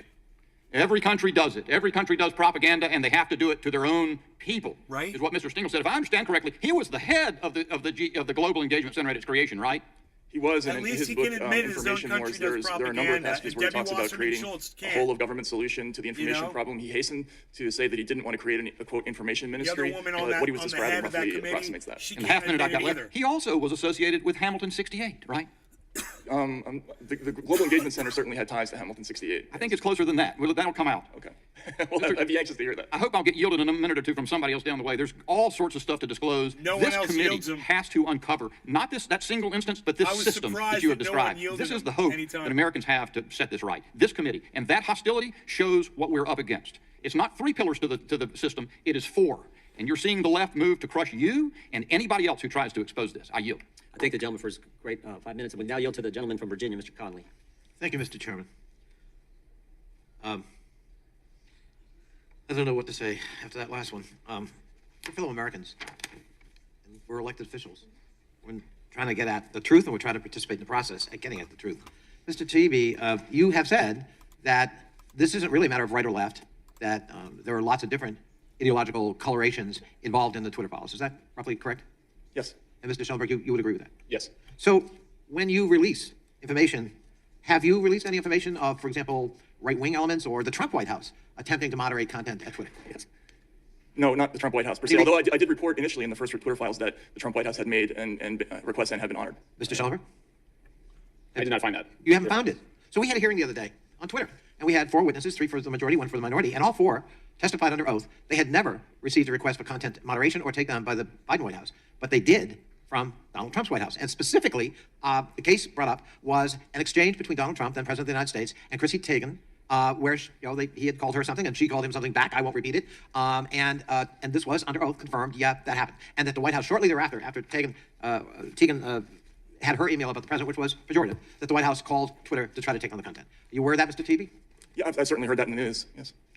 But did you see that email exchange? No, I have not seen an exchange from the Trump White House. So I have seen one from Congressman Schiff and one from Senator Angus King. Yeah, nice try. We're talking about the Trump White House and people under oath confirming it. And my question is, in the Twitter files, did Elon Musk or Twitter provide you with that exchange with Chrissy Teigen? No, but that's probably because the searches that I was making. Well, probably because it didn't confirm the bias that this is all about, as the gentleman from Texas would say, the left attempting to control. Stopping here again and just saying it may not have been within the scope of what he was given. We already talked about this earlier because we already watched this footage earlier because this was the footage that Little Big Head had on his content. shitcast. When in fact the evidence is the Trump White House most certainly attempted to control content on Twitter. Mr. Schellenberger, were you aware of that, or is this all news to you? I already answered that question. No, I mean specifically the Teigen exchange. Yeah, the Teigen exchange was news to me. I'm probably mispronouncing her name. I'm sorry. So let me ask: have you combed the so-called Twitter files to look at other examples that aren't about the Biden White House or the FBI that might in fact involve people from the right ideologically or from the Republican ranks? Just to be fair. Well, again, Mr. Congressman, I mentioned before, we're focused not on the Biden administration or the Trump administration. In fact, just this morning, we released an exchange where Twitter talked about vetting the accounts of both Mr. Biden and Mr. Trump. And really, we were looking at the intelligence agencies when we were doing this research. And as I mentioned before, their conclusions targeted people on both the left and the right globally, again, including the Yellow Vest movement in France, the pro-Maduro accounts in South America, and leftist news organizations in America like Truth Out and Consortium. Some of those people are my friends, actually. And we found those in intelligence lists that were passed on to Twitter, just as we found lists that included ordinary Trump supporters. Thank you. Reclaiming my time, I appreciate that, because in some ways what you just said undermines the premise of this select committee, which is that the federal government has been organized to weaponize against conservative voices. And of course, what you've just indicated in your testimony is, well, actually, that's not the evidence you found. No, I think this committee, my understanding is that they're concerned about the weaponization of the government against free speech, which is certainly what we're fighting. Thank you. My time has expired, but I appreciate your understanding of our committee. I have a different understanding. I yield back. Well, you got the wrong understanding. Okay, he could have reclaimed his time then and chose not to, because Matt spoke over him when he was not asked a question. That guy realized he'd been beat, and that's why he didn't reclaim his time at the end. You only reclaim your time if you have stuff to add, right? He had nothing. Matt Taibbi sat there and just destroyed that dude. Little Big Head watched that and got the exact opposite take that I just gave you. What do you guys in the audience think? Is anybody keeping up? How do you think Matt Taibbi did in that little matchup? Let me hear Judiciary the chat. Committee hearing, I introduced into the record a story of a left-wing journalist who said that talked about the FBI putting a paid informant, a felon, in the Black Lives Matter movement in Denver. I want to focus on the First Amendment, just like protecting the First Amendment, just like these guys. Point of order, Mr. Chair. Are you going to respond after every? No, I'm taking my 5 minutes. This is it's your 5 minutes now? I take my 5 minutes when I want to, and I'm taking my 5 minutes. Okay, great. Yeah. Thank you. Well, I'd ask for an additional few seconds for being interrupted by the ranking member. But the truth is, we want to focus on protecting the First Amendment. Mr. Schellenberger, you're a Republican. Did you guys catch what just happened? Look, I'm going to play that in real time so you can enjoy it. It's so delectable because I enjoyed it in real time, and it is so delicious what Jim Jordan does to Miss Plaskett. Here, watch this. We'll give Jim his whole speak here. Watch this. Wrong understanding. Last week in the full Judiciary Committee hearing, I introduced into the record a story of a left-wing journalist who said that talked about the FBI putting a paid informant, a felon, in the Black Lives Matter movement in Denver. I want to focus on the First Amendment, just like protecting the First Amendment, just like these guys Point do. of order, Mr. Chair. Are you going to respond after every? No, I'm taking my 5 minutes. This is I your. can take Oh, my you're, 5 oh, minutes. you're. It's your 5 minutes now. I can take my 5 minutes when I want to, and I'm taking my 5 minutes. Okay, now. great. Yeah. Thank you. Well, I would ask for an additional few seconds for being interrupted by the ranking member. Boom! Right there. But the truth is, we want to focus on protecting the First Amendment. Mr. Schellenberger, you're a Republican. No, I'm not. You got any pro-Trump bumper stickers on your car? I voted for Biden. Voted for Biden. You know how many MAGA hats laying around your house, right? I do not. Yeah, but you said earlier, both you and Mr. Taibbi said this is the most chilling thing you've ever seen as journalists. Mr. Taibbi, the same thing. You're not a Republican either, right? No, I'm not. You didn't vote for. I mean, like, this is about protecting the First Amendment. Mr. Taibbi, I want to read from your Twitter file number 9. You say this. That is some cold, level-headed ruling right there. What he just did was he just showed all those Democrats. He's like, these guys are with you. They're exposing you from your side. Understand that. Stop trying to blame these guys and say that they're Republicans or they're doing something for the right wing or they're bought off or they're unscrupulous or they're not good reporters or they don't have the credentials to do what they both do have the credentials to do what they're doing. In fact, this gives them even more. And you give them no credit and you completely take away from them.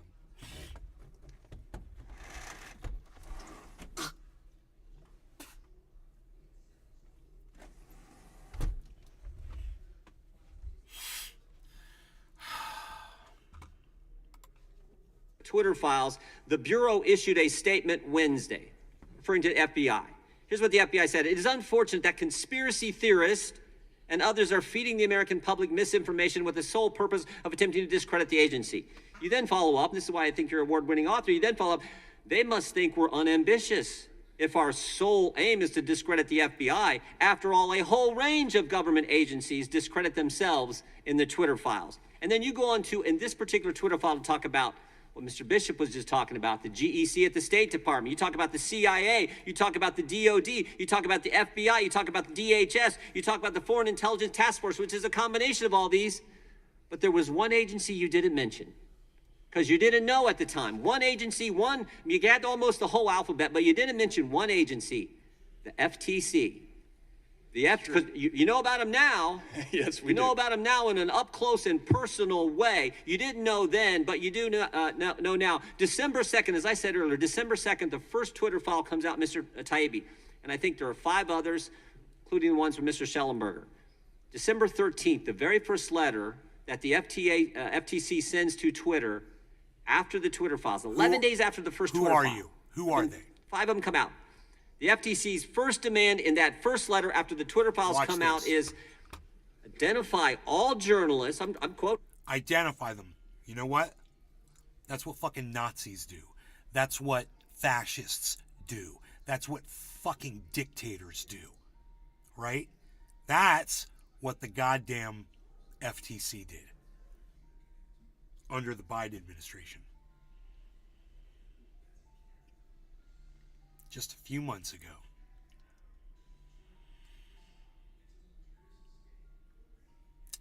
Those are damning charges, and they're all true.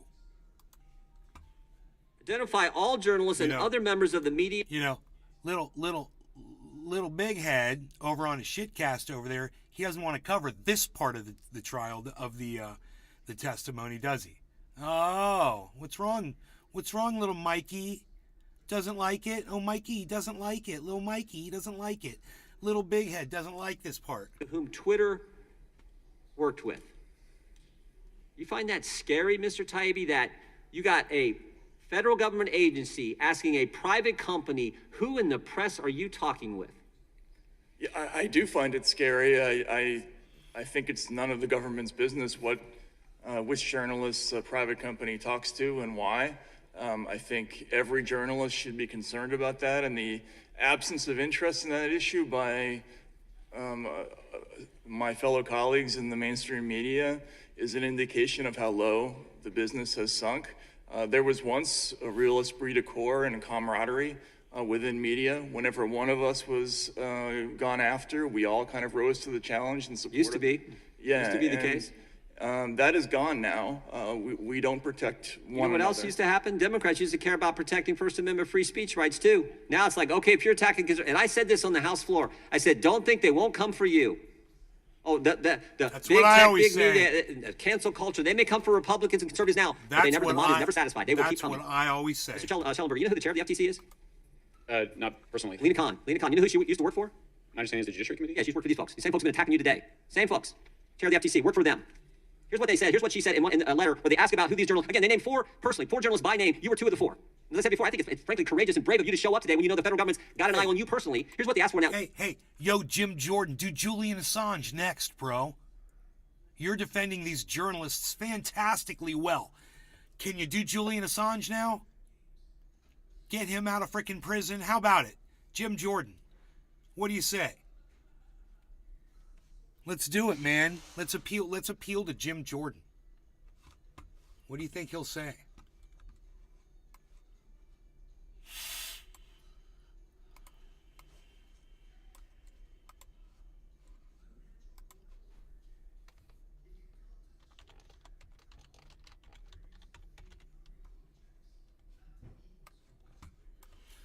Jim Jordan's comb over. Somebody's Jim Jordan's comb over.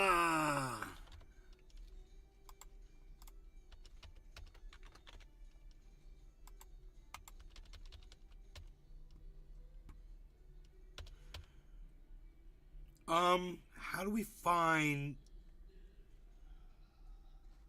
his... Is it James Jordan or something? No. I wonder what his Twitter is. We gotta find his. We gotta find his Twitter. So we'll just type it in. Jim Jordan on Twitter. At Jim_Jordan. That's easy.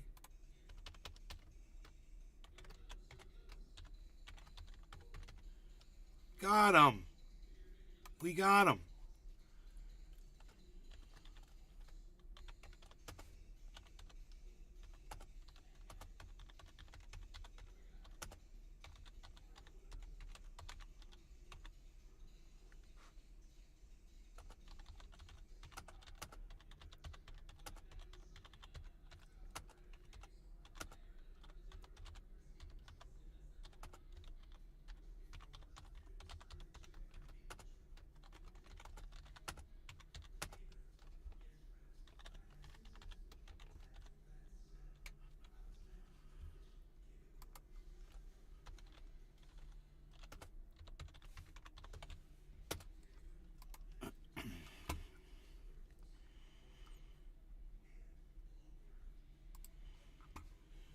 Jim Jordan.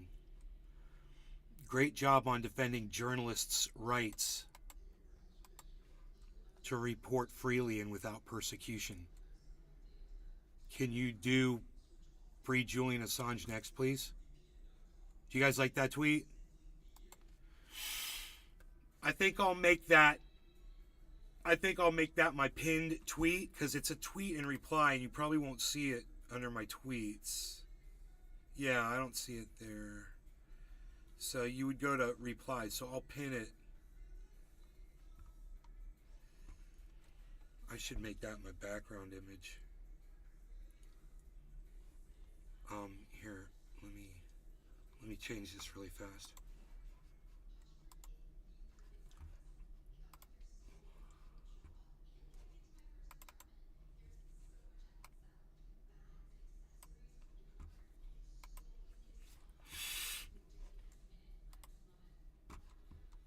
Oh yeah. Boom. All right, now we're going to make this replies. It's under replies. Jim Jordan, great job on defending journalists' right to report freely and without persecution. Can you do free Julian Assange next, please? Pin to your profile. Pin. There it is. Okay, so if you guys go to @NaysGarden,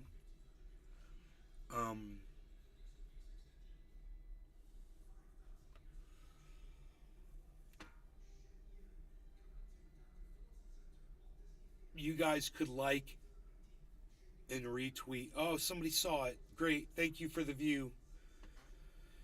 You guys, if you guys want to send out a nice free Julian Assange, because, you know, he's this guy, everything that he's saying can be applied to Julian Assange. And Jim Jordan is doing a great job of defending Julian Assange in defending Matt Taibbi and the other gentleman he's got sitting next to him. Any credentialing or background check Twitter has done on journalists. Now think about that. The federal government is saying, we want you to do a background check on members of the press. Freedom of the press mentioned in the First Amendment, and they're doing they want Twitter to do a background check on you before they can talk to you? In America? The FTC, led by Lena Khan, who used to work for these guys, is asking that question? Now we know. Now we all know why. You guys said at the outset, this is the most chilling story. And you guys are New York Times bestsellers, award-winning journalists, but in all your time in the journalism field, this issue, most important. And how this, I think, what do you call it, Mr. Schellenberg, this complex, what do you call it? The censorship industrial complex. Totally, this web of censorship, big government, big tech, NGOs, all this web of censorship that Mr. Bishop was getting into in his line of questioning. That's what this committee's going to get to. And that's not right or left. This is just right or wrong. This is wrong. We know it's wrong, and it's about protecting the First Amendment. I yield back. I now recognize the ranking member for her 5 minutes. Thank you. Thank you very much, Mr. Chair. Mr. Taibbi, the emails and documents you've produced all date to around 2020. Is that correct?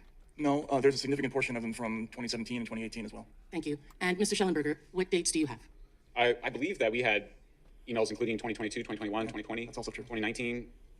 And Mr. Taibbi said 2018. Do you have 2018 as well? I can't remember. Okay, thank you. Mr. Taibbi, how many employees did Twitter employ in approximately the time period of 2020, 2021? Do you know? I don't. Okay, it was 7,500. Do you know how many were in its legal team during that time period? I don't. I'm sorry. And do you know how many were in its public policy team? I don't. Mr. Schellenberger, do you know how many were employed in content moderation during that time? I do not know. Okay.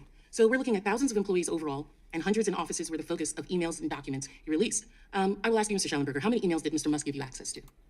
I mean, we went through thousands of emails. Did he give you access to all of the emails for the time period in which? Yeah, I never had a single request denied. And not only that, but the amount of files that we were given were so voluminous that there was no way that anybody could have gone through them beforehand. And we never found an instance where there was any evidence that anything had been taken out. Okay, so you would believe that you have probably millions of emails and documents, right? That's correct? Would you say? I don't know. No, I think the number's less too high. Okay, 100,000? It's probably yeah. Probably close to 100,000 that both of you are saying. Yet in the Twitter files, Mr. Taibbi, you've produced only 338 of those 100,000 emails. Is that correct? That's correct, yes. And then who gave you access to these emails?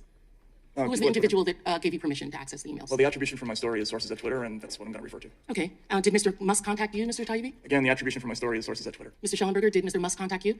Actually, no. I was brought in by my friend Barry Weiss, and so this story, there's a lot of misinformation. So Mr. Weiss brought you in. Mr. Taibbi, Ms. Weiss, thank you. Mr. Taibbi, have you had conversations with Elon Musk? I have. Okay. Mr. Taibbi, did Mr. Musk place any conditions on the use of the Would the gentlelady yield for a second?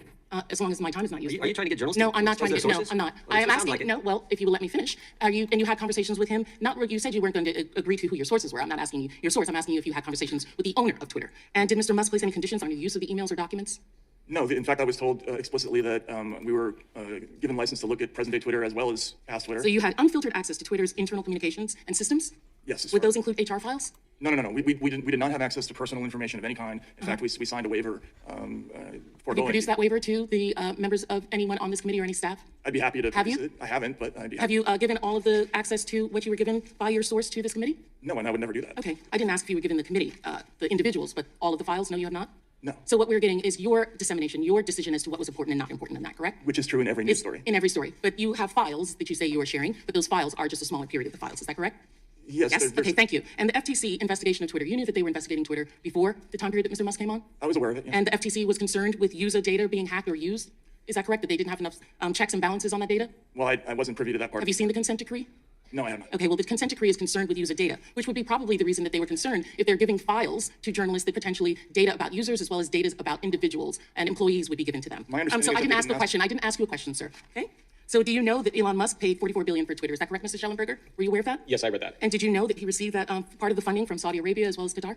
I heard that. And did you know that one of those individuals who owns Beyonce was the company Binance, while he has Canadian citizenship, he is a Chinese national? Were you aware of that?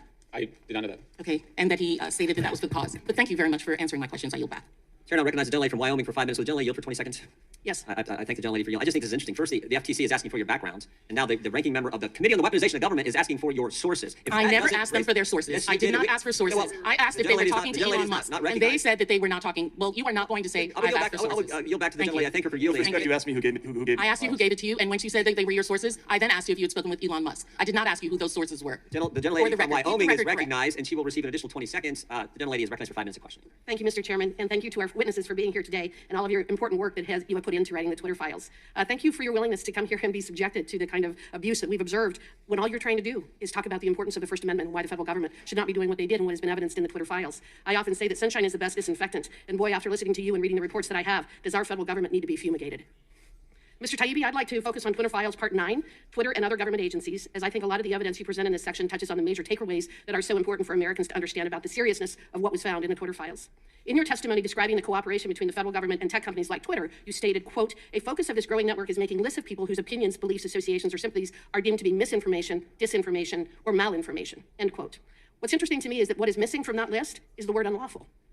It's true, yes. And so it notably seems to be missing from the FBI's lexicon. In Part 9 of the Twitter files, Mr. Taibbi notes that the main conduit sending requests to Twitter would routinely label these flags as violations of Twitter's terms of service.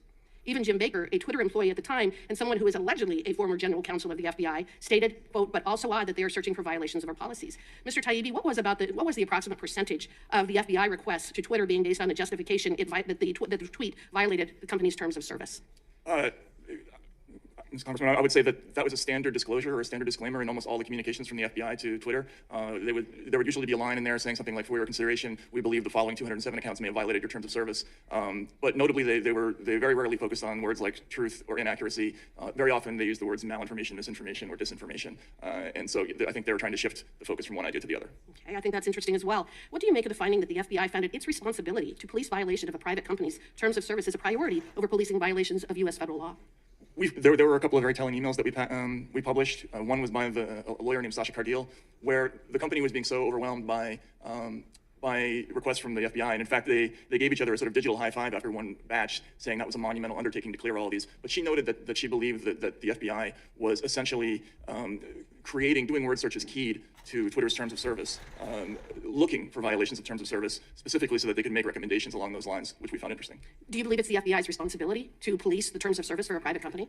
I do not. I think you cannot have a state-sponsored anti-disinformation effort and also without directly striking at the whole concept of free speech. I think the two ideas are in direct conflict, and this is a fundamental misunderstanding, I think, of a lot of the people who get into this world. Some of them, I believe, in a well-meaning way. I think they're actually trying to accomplish something positive, but they don't understand what free speech means and what happens when you do this. It undermines the whole concept that truth doesn't come from, isn't mandated, that we arrive at it through debate and discussion. Well, in fact, wouldn't you agree with me that the First Amendment is broader than Twitter's terms of service? Absolutely, yes. Yeah. And wouldn't you also agree with me that the FBI is responsible for complying with the First Amendment, not Twitter's terms of service? I would hope so, yes. Yeah. You also highlighted the presence of people like Jim Baker at Twitter. And again, I've noted that he is allegedly a former FBI employee. Part 9 also speaks of a former other government association employees working at Twitter. What was the extent to which you found former FBI or other intelligence community employees working at Twitter? And did you find it odd? There was a significant quantity of people who had come from the intelligence world or who had worked at state agencies. In fact, that was a very common method by which members of people who were currently working in government would reach out to Twitter. For instance, we found an email by a current State Department official who reached out to a former State Department official asking that 14 ordinary Americans have their accounts deleted. That was in a recent Twitter Files release. So yes, there's an extraordinary number of these people. A lot of them come from the intelligence world, which we did find unusual, I think. Okay, thank you very much, and I yield back. The latest time is expired. I think the gentleman from California is recognized for 5 minutes. Thank you, Mr. Chairman. I still try to figure out where all of this is going to go. But we've heard a lot from our Republican colleagues claiming that somehow all of this interaction has led to Twitter censoring conservative voices.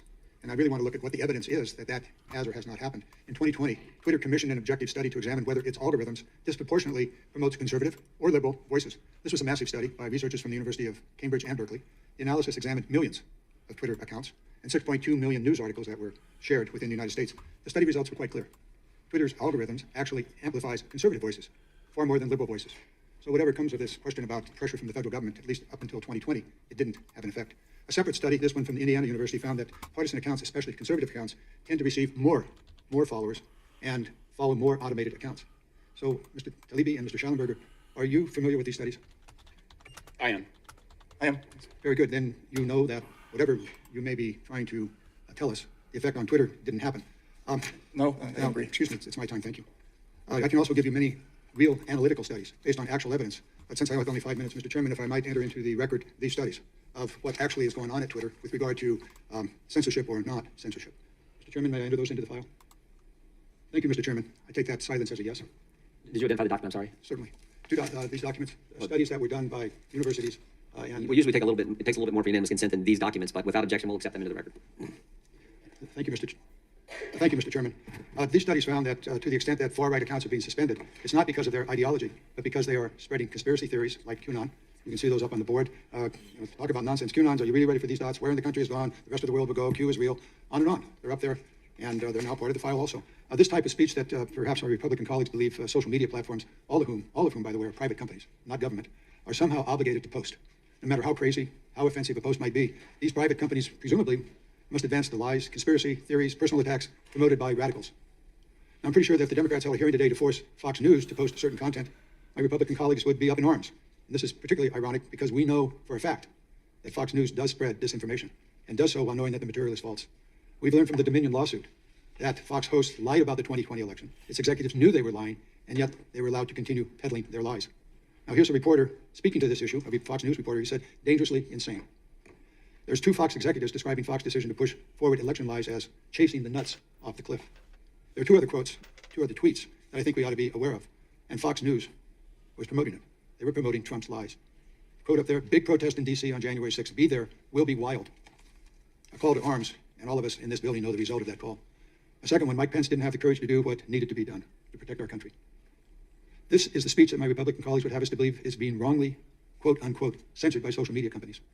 It's offensive, it's absurd. No private company has an obligation to amplify anything, and especially not messages that strike at the heart of our democracy. I yield back. Okay, wait, let me stop right Gentleman yields back. Gentleman from Let me Utah. stop right there. In those 2 particular cases, I agree with him. You know, he's inciting a frickin' insurrection. So, yeah, that's a violation of their terms of service. Plain and simple. I'm not allowed to incite an insurrection on frickin' AOL. You know, neither is frickin' Trump, you know? 5 minutes. On the Mr. Chairman, AOL, thank you, on witnesses the for being here. America Online. I suppose this is maybe a little bit outside your It's comfort zone. what You didn't we're find yourself all with this kind of on. attention when you began this endeavor, but It's I my appreciate the social courage and commitment media. you made to doing that. We may not agree on a lot of things when it comes to policy and politics, but I think we agree on our concern regarding the topic today. And I'll actually follow on from my Democratic friend and colleague and the things that he has said, because I agree with him. Private companies, I mean, Twitter, Facebook, they can ban whoever they want. They can mute. They can deplatform. They can set up whatever policy they want, and they have the ability to do that. I don't care about that. I agree with that. They should have that authority. The thing that we're concerned about is when the federal government, by proxy, essentially contracts this out. Because the federal government can't ban speech. They can define time and place, but they cannot ban content. And anyone would be foolish to think that when the FBI comes to a private company and highlights speech, and then would expect them to do nothing. Of course they would respond to that. The FBI knew they would respond to that. The FBI expected them to respond to that. And I could use a couple analogies if I could, and they sound dramatic, but they're exactly right. It's illegal for the United States to assassinate a foreign leader. It would be illegal for the United States to pay $3.2 million to someone to go assassinate a foreign leader. Yeah, it's illegal in some cases. It's also illegal to coup a government, and that's exactly what you did to Ukraine in 2014. So, hey, Jim Jordan, how about investigating that too while you're at it? Since we're all looking into government corruption and all, this is great. Illegal, but we would have to have a policy debate whether we would invade another country. It would be illegal for the United States to pay a private company like the Wagner Group in Russia to go and fight their battles for them. And that's exactly what the FBI did here. They said, well, we can't do this ourselves. We'll contract it out. We'll launder this effort through another company. And I would just ask you to respond to that. Do you think I'm overly dramatic, or do you think I'm wrong in my characterization of what we see here? I don't. I think that's absolutely correct. Freedom of speech is the foundation for our democracy, and what we've seen here is federal government putting extraordinary amounts of pressure both on Twitter and Facebook. And we haven't talked about Facebook, but we now know that we have the White House demanding that Facebook take down factual information, and Facebook doing that. And with Matt's thread this morning, we saw the government contractors demanding the same thing. Twitter, accurate information, they said that needed to be taken down in order to advance a narrative. And I have to interrupt just to agree with you. For heaven's sakes, again, we've heard over here, well, they got to take, Fox News lies. There's a reason that 20% of the people trust media. Dude, oh my gosh, if you want to have a conversation about lies and deception in media, I would. Even real? I'm saying, brother. He looks silicone. It is so funny that you just said that. I just noticed how weird that guy looked. And the first thing I was like is, look at this weird goatee, dude. And then I was like, look at the weird tie and the horrible jacket.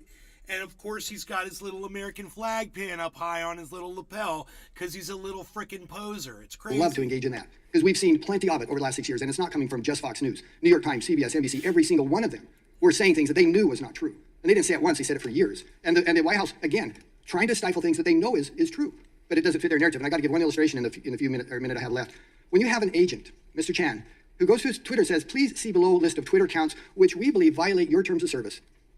I mean, how do you respond to that and defend that? Yeah, FBI should be looking at other private companies' policies and then highlighting, hey, these people might be violating your policies. Either one of you, Mr. Taibbi. If I could, yeah, no, I think thank you, Mr. Congressman, and there's an important point. In conjunction with our own research, there's a foundation, the Foundation for Freedom Online, which, there's a very telling video that they uncovered where the director of Stanford's Election Integrity Partnership talks about how CISA, the DHS agency, didn't have the capability to do election monitoring, and so that they kind of stepped in to fill the gaps legally before that capability could be amped up. And what we see in the Twitter files is that Twitter executives did not distinguish between DHS or CISA and this group EIP. For instance, we would see a communication that said, from CISA escalated by EIP. So they were essentially identical in the eyes of the company. EIP, by its own data, and this is in reference to what you brought up, Mr. Congressman, according to their own data, they significantly targeted more what they call disinformation on the right than on the left by a factor, I think, of about 10 to 1. And I say that it's not a Republican at all. It's just a fact of what we're looking at. So yes, we have come to the realization that this bright line that we imagine that exists between, say, the FBI or the DHS or the GEC and these private companies is illusory, and that what's more important is this constellation of kind of quasi-private organizations that do this work. Well, we're over time, so I'll conclude with re-emphasizing this. By a factor of 10 to 1, they tried to mute conservative thought. And the federal government cannot contract out suppression of free expression. Chairman, thank you. Thank you. Gentleman's time has expired. The gentleman from Texas is recognized for 5 minutes. Thank you, Mr. Speaker. I get that last there. It was quick. He said by a factor of 10 to 1, they tried to mute conservative opinions on social media. That's what Jack at Twitter was doing. Absolutely. They proved it. These Democrats that were benefiting from that, those are the ones that are all bitching right now and trying to character assassinate and smear the two really well-established journalists that are in front of them right now, testifying in front of them. It's psychotic.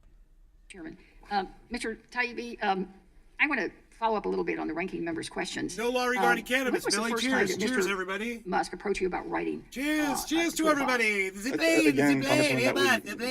just need a date, sir. But I can't give it to you, unfortunately, because this is a question of sourcing, and I don't give up. I'm a journalist. I don't reveal myself. It's a question of chronology. No, that's a question of sourcing. Because you earlier said that someone had sent you through the internet some message about whether or not you would be interested in some information. Yes, and I referred to that person as a source. So you're not going to tell us when Musk first approached you? Again, Congressman, you're asking a journalist to reveal a source. So then you consider Mr. Musk to be the direct source of all this?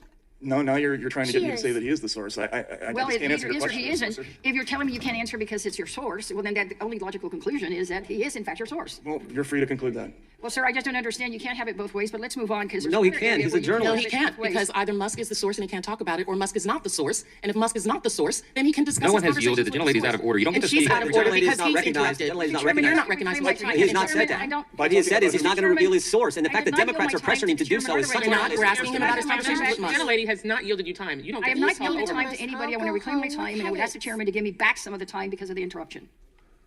Mr. Chairman, I hope I'm so. asking you if you will I give hope me she the does. seconds that I I lost. hope We will she give you that does. 10 seconds. Thank you. Now, let's talk about another item that when you responded to the ranking member. You said that you had free license to look at everything, but yet you yourself posted on your I guess it's kind of like a web page. I don't quite understand what Substack is, but that what I can say is that in exchange for the opportunity to cover a unique and explosive story, I had to agree to certain conditions. What were those conditions? She asked you that question, and you said you had none, but you yourself posted that you had conditions. No, the conditions, as I've explained multiple times. No, sir, you've not explained. You told her in response to her question that you had no conditions. In fact, you kind of used the word license, that you were free to look at all of them. Whoa. He started giving you the conditions, and then you cut him off, and then you started bitching like a little bitch. So stop bitching like a little bitch and let Matt speak. 100,000 emails. I was. The question was posed: was I free to write about? Sir, did you have any conditions? The condition was that we published. Sir, did you on have Twitter. any conditions? Yes or no? A simple question. Hey, yes. Billy. All right, could you tell us what the... All of the Democrats are feigning dumb. You know, this is how they try to achieve their narrative. Oh, I don't even know what a Substack is. Oh, I'm a fucking senator or a representative of the United States government. You don't know what a fucking Substack is? Well, maybe that's the problem. That's the fucking problem with our government right there. Our leaders don't even know where the best reporting is. Wow. Conditions were an attribution, sources at Twitter, and that we break any news on Twitter. But you didn't break it on Twitter. Did you send the file that you released today to Twitter first? Did I send the? Sir, Actually, I did. you Yes. today. Yeah. Did you send it to Twitter first? The Twitter That was file one of the thread? conditions? Yes or no, sir? The Twitter file thread actually did come out first. But sir, you said earlier that you had to attribute all the sources to Twitter first. What you released today, did you send that to Twitter first? No. I posted it on Twitter. First, sir. Or did you give it to the ranking member, to the chairman of the committee or the staff of the committee first? Well, that's not breaking the story. That's giving. Yes, I did give. So you gave all the information that you did not give to the Democrats. You gave it to the Republicans first. Then you put it on Twitter? Actually, no. The chronology is a little bit confused. Well, then It's more or tell less us the what the same time. chronology was. I believe the thread came out first Where? on Twitter. On Twitter. So then you afterwards gave it to the Republicans and not the Democrats. Yes, because I'm submitting it for the record as my statement. Did you give it to them in advance? I gave it to them today. You gave it to them today, but you still have not given anything to the Democrats. Well, I'll move on. And I wanted to ask Mr. Schellenberger the same question, sir. When did you first visit with or get contacted by Mr. Musk? I'm not going to reveal my sources, but like I said, I was invited by Barry Weiss. I'm not asking for sources, sir. I'm just asking for chronology. When did you first make contact with Mr. Musk? I don't know the exact date. Was it? It was December. It was December. December of, well, there's a lot of Decembers in December history. of last year. Which December? December of last year, ma'am. Last year, the 22? Yes. All right. Now, in your discussion, in your answer, you also said that you were invited by a friend, Barry Weiss. My friend Barry Weiss. So this friend works for Twitter, or what is her? She's a journalist. Sir, I didn't ask you a question. I'm now asking Mr. Schellenberger a question. Yes, Please ma'am. do Barry not Weiss is a interrupt. journalist. I'm sorry, sir? She's a journalist. She's a journalist. So you work in concert with her? Yeah. Do you know when she first was contacted by Mr. Musk? I don't know. You don't know. So you're in this as a threesome? There was many more people involved in that. There was many more people involved with it. Are you being paid to be here today, either through consulting fees, No, campaign contributions to your absolutely next not. run? Gentlelady's Do you time have is- an interview scheduled after time this is hearing? expired. Absolutely not. Gentlelady's time is expired. Thank you. I don't know what to What say a other than I'll clown recognize the gentleman from show. North Dakota for 5 And minutes. they're laughing at the Chairman, and clown I'll- show. I I love appreciate it. the gentleman yielding. I do think it's They're worth pointing out like that I have chuckling co-sponsored, at I think the some of my colleagues have clown co-sponsored the SHIELD Act in previous Congresses with Democrats to protect what we see them trying to do today, protect journalists from having to reveal their sources to government. That used to be a shared position in the Congress. Unfortunately, as we're seeing now, multiple occasions, it's not the position anymore. Mr. Schellenberg, I want to go to Twitter Files Part 7. I related a lot of what you put in there in my opening statement. And I want to give you as much time as you want, because I'm going to read the very first sentence, because something jumped out at me when I read the first sentence. In Twitter Files number 7, the FBI and the Biden laptop. You say this: how the FBI and intelligence community discredited factual information about the Biden foreign business dealings both after and before the New York Post revealed the contents of his laptop on October 14th, 2020. And what kind of jumped out at me was the way you framed it, because you did it backwards from what it's normally said. Normally you would say, the sentence would read foreign business dealings both before and after. But I assume you did that for a reason, because in fact, I think the next sentence, You say social media companies discredit leaked information about Hunter Biden before and after. You use the normal, customary way in the second sentence, but the first sentence strikes me as you were trying to emphasize the before component of that statement. And I want you to just walk us through why you said that, because when I read it, it certainly was an operation both before and after, as you said, after and before. Thank you, Mr. Chairman. Reading through the whole sweep of events, I do not know the extent to which the influence operation aimed at pre-bunking the Hunter Biden laptop was coordinated. I don't know who all was involved, but what we saw was you saw Aspen and Stanford many months before then saying, don't cover the material in the hack and leak without emphasizing the fact that it could be disinformation. Okay, so they're priming journalists to not cover a future hack and leak in a way that journalists have I don't know who Aspen and Stanford are. And, you know, I heard that before. I could see it on the screen.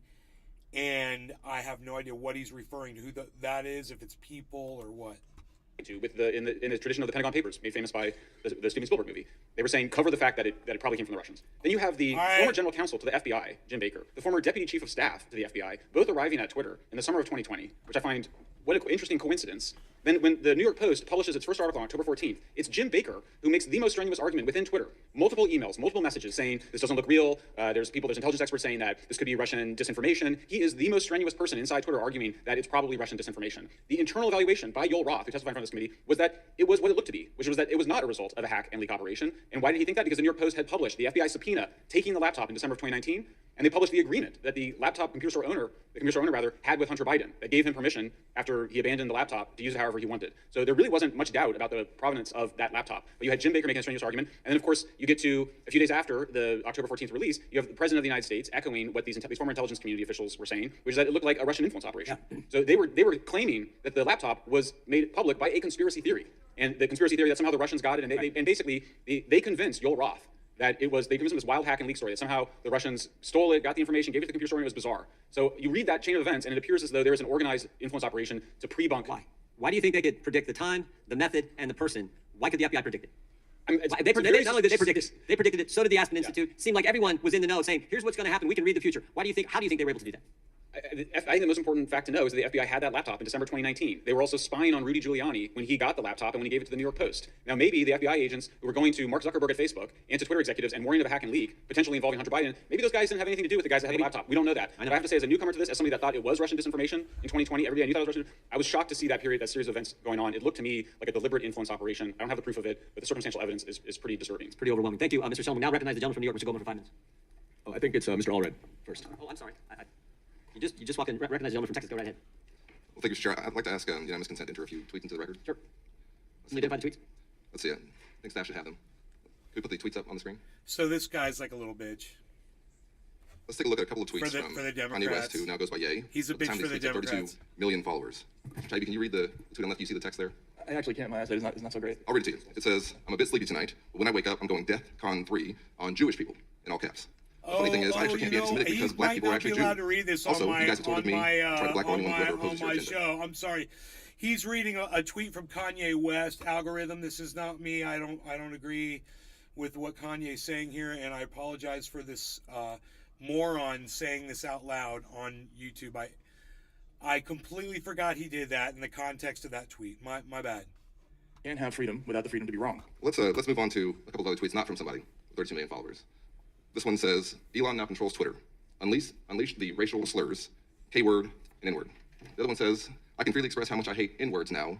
Thank you, Elon. See, these tweets were taken down, even by Elon Musk's Twitter, and they should have been, because they're hate speech. And they lead to real-world reactions. In fact, in the 12 hours after Elon Musk's acquisition of Twitter, hate speech of all kinds spiked on Twitter, including a 500% increase in the use of the N-word. And it's not just online.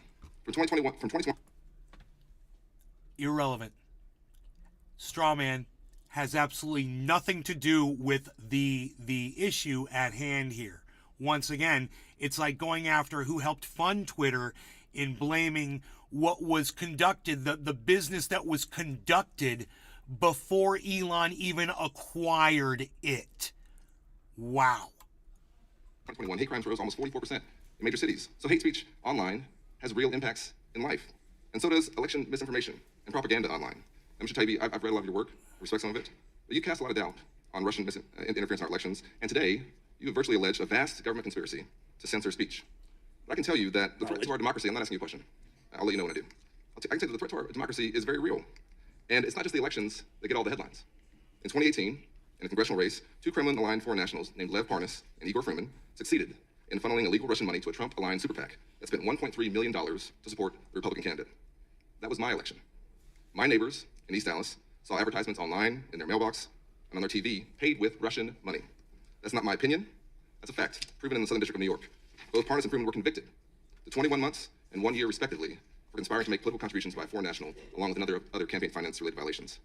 We live in an information age where malign actors do want to use social media to influence our elections, both big, the ones that you spend a lot of time talking about, and small, like mine. Mr. Congressman, it should be a bipartisan goal. No, you don't get to ask questions here. Okay. It should be a bipartisan goal to ensure that Americans and only Americans determine the outcome of our elections, not fear-mongering. I hope that you can actually take this with you, because I honestly hope that you will grapple with this. No, they it may won't, be possible because you won't even that let you them can take off the talk. tinfoil hat. So fuck There's you. not a vast conspiracy. I got a But that ordinary tinfoil folks hat for you right here, and national man. security agencies responsible for our security are trying their best to find a way to make sure that our online discourse doesn't get people hurt or see our democracy undermined. And the very rights that you think they're trying to undermine, they may be trying to protect. Yield back. Oh, whatever. Yeah, by controlling speech. I want to talk about the weaponization yeah, of the CDC against the American people, and this overlaps with one of the Twitter files, number 13 by my count, actually by Alex Berenson, not one of our two witnesses, but I would like your comment on it. A week before Christmas 2020, the vaccines came out. The FDA curated the Pfizer trial results, and then the CDC curated the FDA's opinion. The CDC said in their MMWR, which is never peer-reviewed, they're very proud that it's not peer-reviewed, they treat it like science, it's not science. They said that the vaccine was 92% efficacious for people who had already had COVID. The Pfizer trial data said no such thing. In fact, there was no support for that claim. So I called up the head of the CDC. So, you know, this rhetoric right here, it may or may not be misinformation considered by the algorithm on YouTube, so I don't want to play any more of that. And let me just say, I don't support anything he was saying. If YouTube disagrees with it, man, don't come after me. I am not claiming anything that he said is true. More of my conversations with the CDC, completely redacted the subject thereof. Next one, please. I also found as a result of the FOIA, CDC tracks every tweet that a congressman puts out. Not just Republican, but Democrat. They keep a spreadsheet, they make it every week. This showed up in the FOIA for me, because I'm in their spreadsheet that they track. Why is this interesting? Okay, so they're tracking congressmen's tweets at CDC, they're enrolled in the partner support portal at Twitter. And then I found, this is why, I found Alex Berenson's report very interesting, because what he found out is that Todd Gottlieb worked hard and Twitter complied. It's like, what he just said is they're enrolled in the partner support portal at Twitter. This is how they all got these accounts blocked or banned or subverted or ghosted or, you know, muted or shadow banned or whatever. All of these agencies were part of this portal. A tweet from a doctor about natural immunity. Guess what? On the same day that doctor's tweet was censored, so were my tweets on natural immunity. Why is this important? What is consequential about the date? This is 3 days after the military vaccine mandate came out and a week before the federal vaccine mandates came out. So this truth was toxic to the narrative. He's still talking rhetoric around the vaxes, and I really can't. I can't let that go over my YouTube channels because YouTube's a bunch of big. They need minders to separate out things that are controversial or difficult for them. And that's totally contrary to what America's all about, I think. I'll just briefly add, this is very disturbing because what they're doing when they're putting these labels on there is they're actually... Cheers, the mailman. You guys remember the mailman from Cheers? What was his name? Is that the cameraman behind this dude? Also trying to discredit you. So it's not just, it's a form of censorship, but it's also a disinformation campaign. And I think what Matt says is really important to understand. I mean, you go from a situation where we were fighting ISIS for free, and then it was Russian disinformation. Right? And now they're in a situation where they're wanting to censor true information, accurate facts, because they're worried that people might behave in ways that they don't want them to. That involves mind reading at a level that is grossly inappropriate. I mean, I worry even about making this defense because let's remember, the First Amendment protects our right to be wrong. It protects our right to lie. I mean, it's bizarre to me that we would need to make a defense of the First Amendment and remind people that we have a right to be wrong. And being wrong, as Matt was explaining, is a big part of being a human being and having a democracy. So this is disturbing and chilling, and you're absolutely right to be outraged by it. There needs to be a full truth and reconciliation that I hope everybody would appreciate having on this issue, because a lot of bad behavior has come out about what they've done. Thank you. Yield back. Good job. Gentleman's time has expired. Now, the gentleman from New York, Mr. Goldman. Actually, excuse me, it's Ms. Sanchez. I'm sorry. And Mr. Chair, since that went over 2 minutes with them responding, will you give an additional time? There's a question at the end of someone, there's a question at the end of someone's 5 minutes, and the witnesses haven't responded. We'll give them time to do that. Many times you guys go over, and then there's no questions. I understand that, but 2 minutes. Okay, that's customary, so we'll certainly do that. Gentle lady from California is recognized. Excuse me. I'd like to yield my time to Mr. Goldman. Thank you, Ms. Sanchez. Mr. Schellenberger, first, I'd just like to compliment you on your choice of tie today. Seems like we're on the same page. I would also just like to respond to your last point and just remind everyone that, of course, we all believe in the First Amendment, but the First Amendment applies to government prohibition of speech, not to private companies. I want to talk about your Twitter files number 7, Mr. Schellenberger. Are you aware that Rudy Giuliani was the sole source of the hard drive obtained by the New York Post? That is my understanding. And are you aware that Rudy Giuliani had been openly cavorting with agents of Russian intelligence throughout 2020? That is also my understanding. Now, this was the same Russian agent who had been feeding information to Senators Johnson and Grassley, I might add. But also, are you aware that Rudy Giuliani told the New York Times that he did not want anyone to do an analysis of the hard drive until it was published? I was not aware of that exactly, but you don't dispute it? I don't dispute it. And are you aware that one of the New York Post reporters for the Hunter Biden story refused to put his byline on the story? This guy's an idiot. And are you aware that Fox News called the story, quote, very sketchy, unquote? I'm aware that somebody at Fox News said that, yes. Correct. Brett Baer at Fox News said that. And are you aware that the FBI had nothing to do with Twitter's decision to pause the New York Post story? I am not aware of that. Okay, well, let me read you the testimony from Yoel Roth at the hearing we had on February 8th. The FBI was quite careful and consistent to request review of the accounts, but not to cross the line into advocating for Twitter to take any particular action. And then Jim Baker said, in response to the chairman's question, when he asked, did you talk to the FBI about the Hunter Biden story? He said, to the best of my recollection, I did not talk to the FBI about the Hunter Biden story before that day. In other testimony, Yoel Roth said that the information that he received from the FBI had nothing to do with the Hunter Biden story. Now, are you aware that there was an analysis of the hard drive that was done by the Washington Post at a later date? My awareness is that multiple media organizations have done analyses and found including CBS, and found that it was indeed, the laptop was authentic and that nothing had been changed on it. So let's just get something clear. The laptop that the FBI had is different than the hard drive that Rudy Giuliani gave to the New York Post. A hard drive, you agree with this, is a copy from a laptop, right? Yes. And you are aware that hard drives can be altered, are you not? Of course. Okay. So are you aware that the Washington Post analysis of the hard drive showed that it had been altered?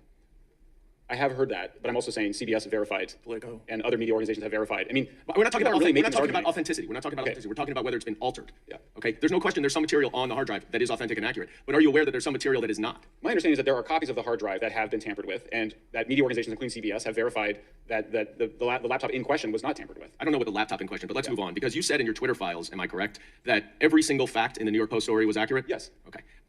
Do you recall that the first paragraph of that Post story said that then Vice President Joe Biden pressured Ukraine to fire its prosecutor general because he was investigating Burisma, where Hunter Biden was on the board? Yes. Okay. I have here, which I'd like to enter into the record, the Trump-Ukraine impeachment inquiry report, 300 pages by the House Intelligence Committee. Did you review this report before you said that every fact in the story was accurate? Not objection. The material be entered in the record. Did I read that before I read the Twitter files? No. Okay, if you read this, you would have known that every single State Department and Trump administration expert on Ukraine said that Vice President Joe Biden, in concert with the European Union and the IMF, was executing official U.S. policy by encouraging Ukraine to fire the prosecutor general because he was not prosecuting corruption and was not prosecuting companies like Burisma. So that story, notwithstanding your allegations, was false. And I yield back.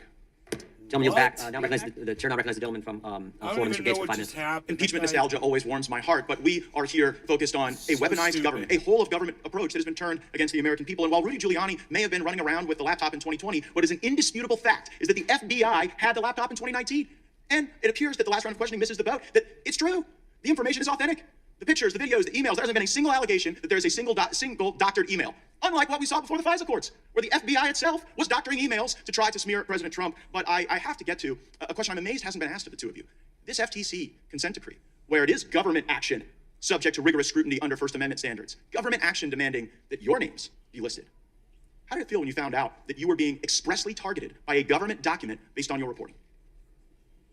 It was chilling. I mean, it's disturbing. I never thought that would happen in the United States of America, to be perfectly honest. I've lived in a bunch of authoritarian countries. I've visited a lot of authoritarian countries. Never thought this kind of thing would be going on here. And the nexus to authoritarianism is the desire to control the nature of truth itself. Our understandings change about things. We learn new things. We challenge prior assumptions. But if a bunch of people in Washington, D.C. get to decide what the truth is, and then enforce it on the country, and then punish and target those who report on their conduct, we are drifting more toward that. How did you feel, Mr. Taibbi, when you saw your name? I was upset, obviously. I lived in Russia during the 90s and early 2000s. I was there when Putin took power. I was friends with a group of very brave, muckraking reporters in Russia, many of whom didn't make it. A few of them were murdered after Putin came to power. So I've always been conscious of how the risks that other reporters take in other countries are incredibly severe, and that's one of the reasons why I'm motivated to protect the First Amendment, because our country has the best protections for reporters in the world. But this kind of thing, where the government is looking for information about reporters, it's usually a canary in the coal mine that something worse is coming in terms of an effort to exercise control over the press. And so on that level, it's absolutely disturbing. Also, the Aspen Institute report that we published today, talked about today in the Twitter files thread, one of their recommendations was that the FTC be empowered to have unlimited power to search all data of private companies, so that they could more freely and more accurately search the speech of ordinary citizens. So as we're trying to put downward pressure on the government's expanding authority to be able to engage in what we see mostly from dictatorships, what you're reporting and what you're observing is that actually they view this as a growth industry. the information business, right? This censorship industrial complex is a growth industry to the government. I think the key thing also, yes, and the thing to understand is that NSF... What is NewsGuard, and how are they part of the censorship industrial complex? Yeah, and by the way, we talked about Richard Stengel. He's on the board of NewsGuard. NewsGuard and the Disinformation Index are both U.S. government-funded entities who are working to drive advertiser revenue away from disfavored publications and towards the ones that they favor. This is totally what I'm used to in this town is government officials pick their favorite outlets and they give them the best scoops and they give them the best stories, and there's a fusion of media and government that has long made me uncomfortable. But what you're describing now is literally the directing of revenue to certain media companies over other media companies designed and implemented with U.S. government funding and support. That's right.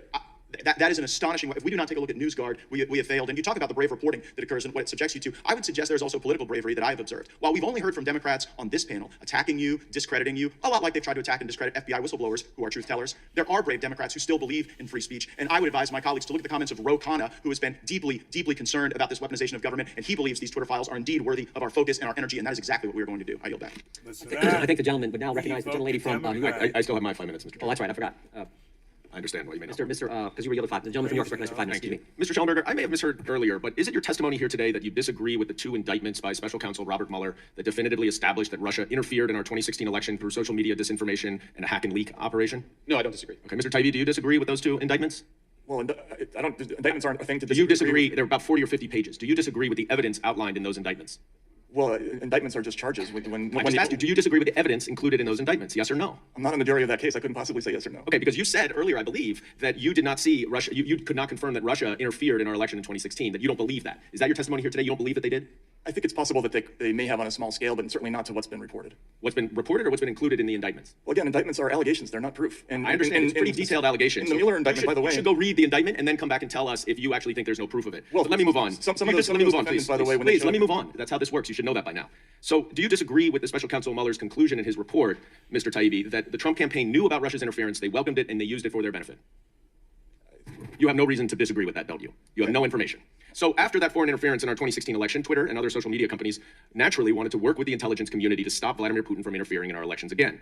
Mr. Taibbi, do you think it's a legitimate pursuit of the FBI to try to stop foreign interference in our elections? Again, sir, will I be allowed to answer this question, or? It's a yes or no question. Do you think it's a legitimate pursuit of the FBI? Well, it's not a yes or no answer. No. I'm not asking how. I'm saying, as an objective, do you think it's a legitimate objective of the FBI to stop foreign interference in our elections? I think it's a legitimate objective to stop actual foreign interference. Okay. I mean, I don't know what the difference is, but that's fine. Well, since Russia used social media disinformation, according to Special Counsel Mueller, I understand you may disagree with the allegations, to interfere in our 2016 elections, are you trying to say that the FBI had no basis to inform social media companies about efforts to potentially interfere in our elections after 2016? I can tell you that I read internal Twitter emails where Twitter expressly talked about the fact that the FBI couldn't possibly know more than they did about whether or not there was Russian interference, and that in fact, even they couldn't determine which accounts were actually IRA and which ones weren't. Okay, I understand you like to... Do you feel like Matt Taibbi is getting humiliated in this? Do you feel like he's owning all these motherfuckers? His little big head full of shit? Do I give you a more realistic take on reality, guys? Shouldn't there be more viewers watching this show than Little Big Head's show? Yeah.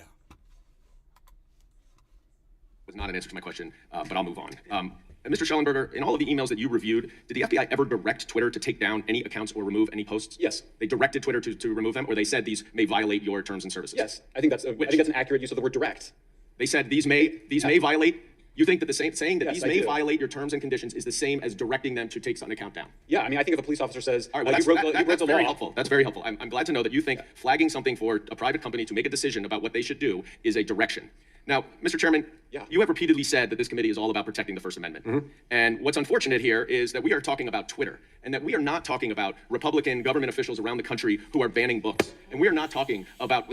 No, I will not. And we are not talking about Donald Trump jailing his former counsel to prohibit him from publishing a book that the president did not want. The former president literally jailed his enemy. And we're here talking about Twitter. Twitter. And even with Twitter, you cannot find actual evidence of any direct government censorship of any lawful speech. And when I say lawful, I mean non-criminal speech, because plenty of speech is non-criminal. I'll give you one. Gentleman's time to expire. I'd ask unanimous consent to enter into the record the following email from Clark Humphrey, Executive Office of the Presidency, White House Office, January 23rd, 2021. That's the Biden administration, 4:39 a.m. Hey, folks. This goes to Twitter. Hey, folks. 1 and 2. Use the term Mr. Goldman just used. 1 and 2 flag the below tweet, and I'm wondering if we can get moving on the process for having it removed ASAP. Boom. That is... Could you read the below tweet?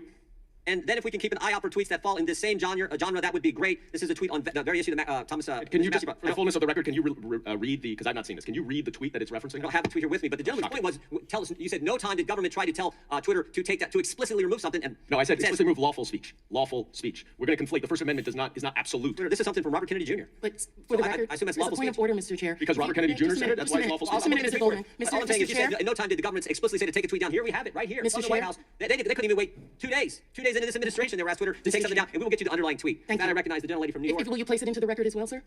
The underlying tweet? Robert Kennedy Jr.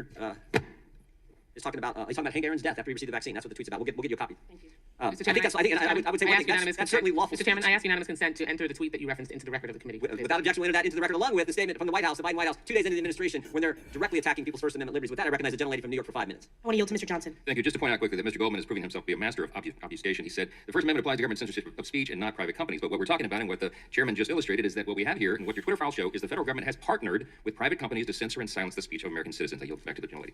I just came from an open hearing with FBI Director Chris Wray, and he said under oath that no one from the FBI communicated with Twitter regarding the Hunter Biden laptop story. Based upon both of your courageous reporting, can you address that?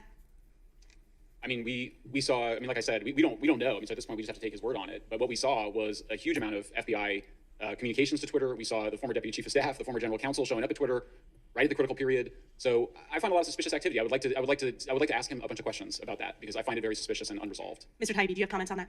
We do know that there was a teleporter communication that had 10 documents in it just before the story broke, but we don't know what those documents were, and so we can't suppose. Well, I don't take his word for it. We have lots of examples where it has not been, they have not been accurate from that particular agency when it comes to testifying before Congress. So it is our job in this committee to get to the truth, to shine sunlight and transparency for the American people. I want to ask you both about the Aspen Digital Hack and Dump Working Group, which involved an 11-day scenario in October 2020 that began with the imaginary release of falsified records, that's what they claimed, related to Hunter Biden's controversial employment by the Ukrainian energy company Burisma.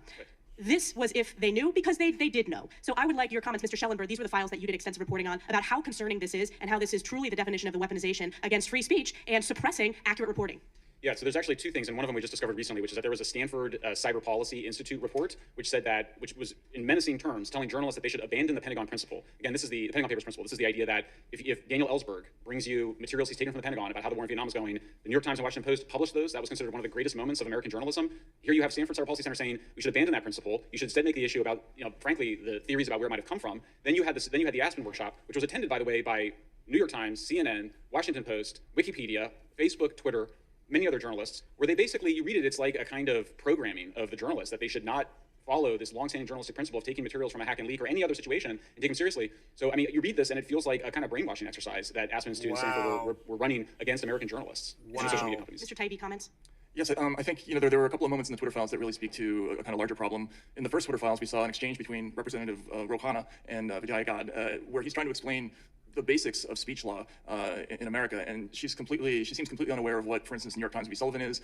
There are other cases like Bartnicki v. Vopper, which legalize the publication of stolen material. That's very important for any journalist to know. I think most of these people are tech executives, and they don't know what the law is around speech and around reporting. And in this case, and in 2016, you were dealing with true material. There is no basis to restrict the publication of true material, no matter who the source is and how you get it. And journalists have always understood that. And this has never been an issue or a controversial issue until very recently. And by the way, just one quick thing I'll add. That's the exact same strategy of the malinformation, misleading. In other words, they were saying even if the material you think is true, it could lead people to have conclusions that we don't want them to have, and therefore you should change your journalism because of that. So this is we're so far down the slippery slope. You've crashed at that point. I mean, it's a disturbing trend in journalism, in social media, and in the relationship from the intelligence community to these organizations. How have you been targeted since the publication of the Twitter files?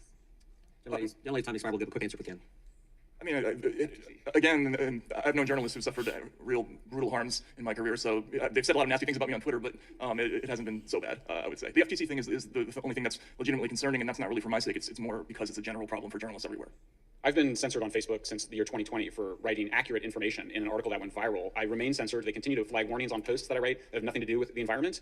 And we now know that one of the U.S. government-funded organizations has put out a report that specifically targets me and presents disinformation about my own position on climate change. And so I've got a lot at stake here.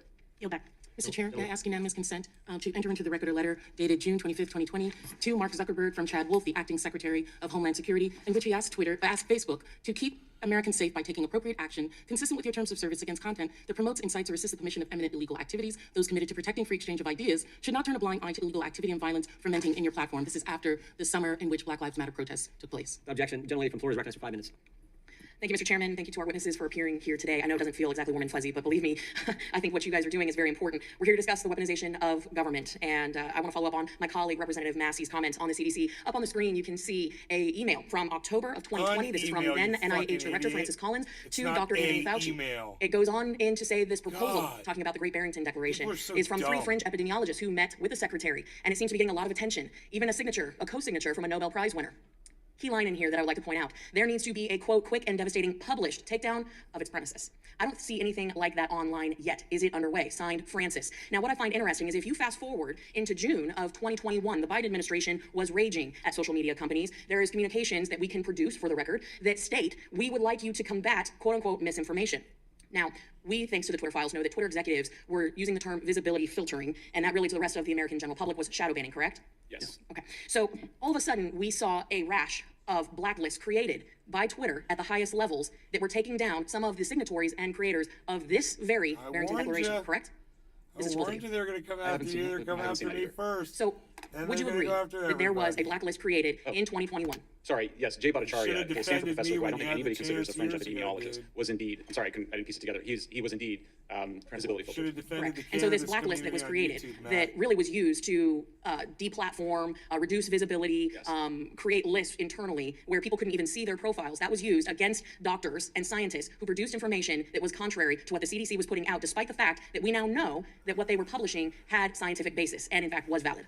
Absolutely, and not only that, but these are secret blacklists. So Professor Bhattacharya had no idea he was on it. I mean, this is East Germany Stasi kind of behavior. That's what this is. And the Great Barrington Declaration, by the way, I was skeptical of it at the time, but it actually now looks pretty good in terms of how response to COVID. But even if it was totally wrong, it still deserved. I mean, this is the whole point of the First Amendment: is that I think we all have the experience of you're not right until you're wrong a lot. You know, you actually have to have that debate and that conversation. So by repressing that, we actually stifled, I think, a much broader conversation we could have had about how effectively respond to COVID because they were secretly blacklisting people like Jay Bhattacharya. And I think to the bigger point that Americans are concerned about when it comes to the weaponization of government, this isn't Republican or Democrat issue. This is an American issue. You had individuals, millions of Americans, who in many cases were being mandated to take an experimental vaccine. And when those that wanted to consider taking it were trying to make an informed decision, you had opinions that were being silenced because it didn't fit a specific narrative pushed by the Biden administration, correct?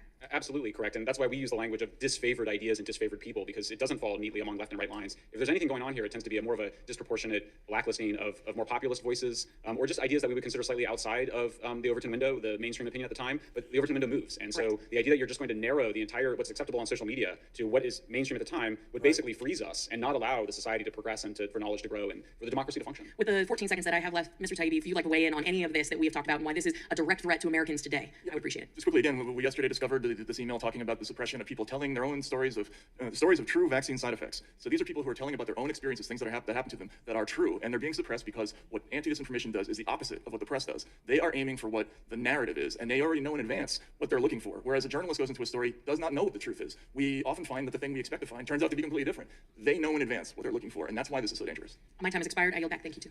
The gentlelady yields back. I want to thank our witnesses for being here today. And I think maybe if we can get this right and stop this, and what legislation, appropriate, whatever it takes, we can stop this. I think in the future, people will look back and look at your courage as people in journalism, in the press, to come here with what you've been facing, what you've had to endure, and now with the idea that the FTC is coming after you. That's something I think is pretty darn important and certainly noteworthy. So we appreciate you sitting here for 2.5 hours, taking the questions you did, but giving. So what little Big Head said is completely erased by what Jim Jordan just said. And he said it. It's unbelievable. This Republican. He said it beautifully. And he's defending journalism beautifully. He could do one step further and defend Julian Assange next. Right? What do you guys think? If you agree with that sentiment, please go to Twitter at Nays Garden and go share my pinned tweet. Send it back to at Jim Jordan if you want. I'll make it easy for you. It's right there. It's my pinned tweet, so feel free. 232.19. Let's go back to here. I just want to hear this one more time. And what legislation, appropriation, whatever it takes, we can stop this. I think in the future, people will look back and look at your courage as people in journalism, in the press, to come here with what you've been facing, what you've had to endure, and now... Yeah, and only have to endure people like Little Big Head at Humanist Report, smearing and bashing them over things that didn't even make sense. Yeah, Jim, you make a good point. That the FTC is coming after you.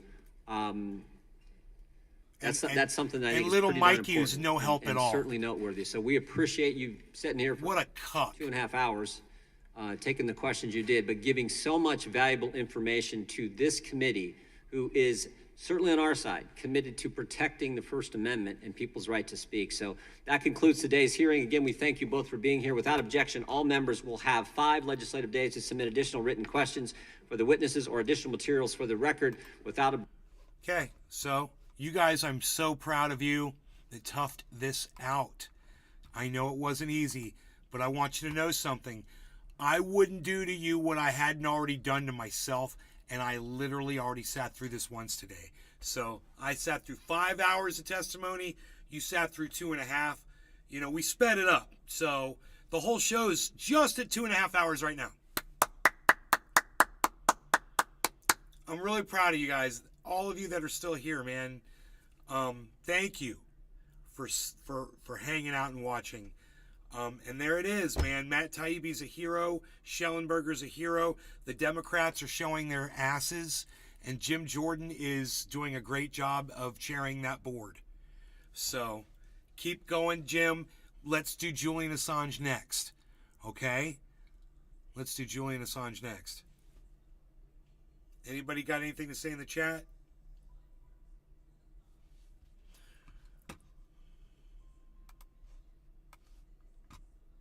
Five over there on Rumble, really? Oh, look at that. We got a nice crowd.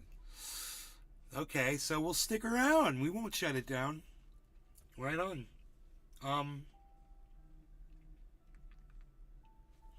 What is that? Oh, no thank you. Psst. No thanks.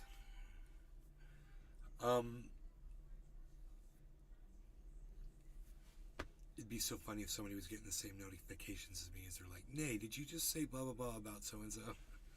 I'd be like, yeah, bro, you following them too? With notifications on? That's funny. Because notifications, guys, you might not realize this, but a lot of times, notifications run at almost the same time, bro. Almost every phone pings at the exact same time. It's within, sometimes it's within milliseconds of each other. Around the world. It's amazing. The internet is an amazing thing. And for those of you who doubt that, look no further than when you're playing a video game with somebody on the other side of the planet and your game ping to them is 0.31 milliseconds. It's 0.31 of a second to get around the world to somebody else. Then you realize how those notifications go out all in the same second, you know?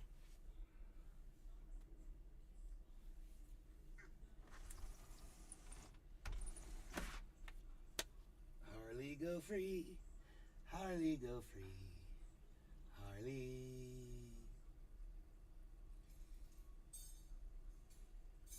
He says not interested.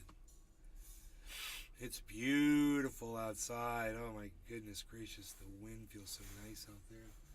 It rained yesterday. I want to go look at the creek and see how it's responded to the rain. You know? It's going to be fun. You guys have anything to say in the chats at all? Anything? People are leaving. Don't leave. I was gonna, I was gonna, but no one's talking. I guess, I was gonna say I could refresh the chat, but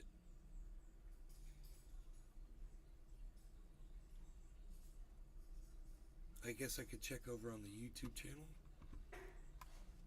See if anybody said anything over there.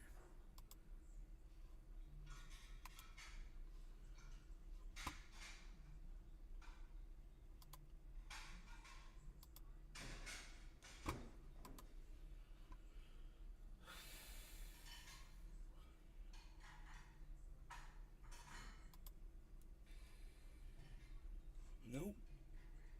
Josh G said cheers. Josh G said cheers.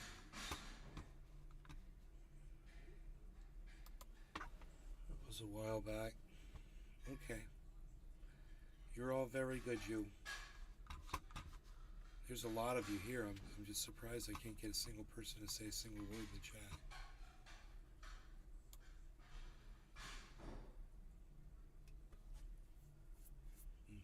One person say anything in my chat. YouTube, Facebook, Big Ben, Parliament, Mueller, Fry, Big Ben. There's Billy. Happy Valentine.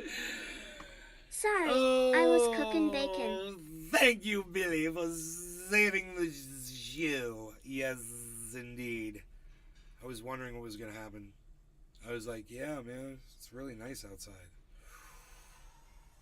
It's really, don't let your bacon burn. Oh, look at that hawk out there. So pretty, man.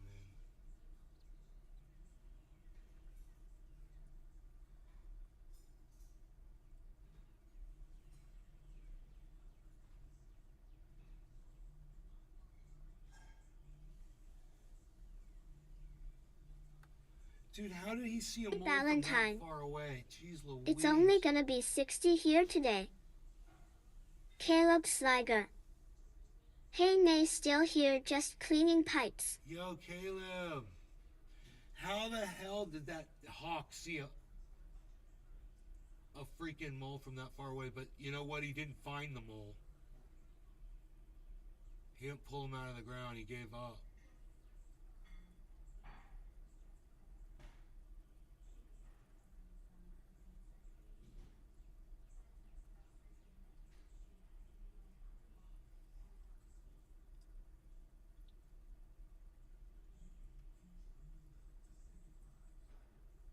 Man, I'd love to train that hawk to land on my fucking wrist. It'd be so badass.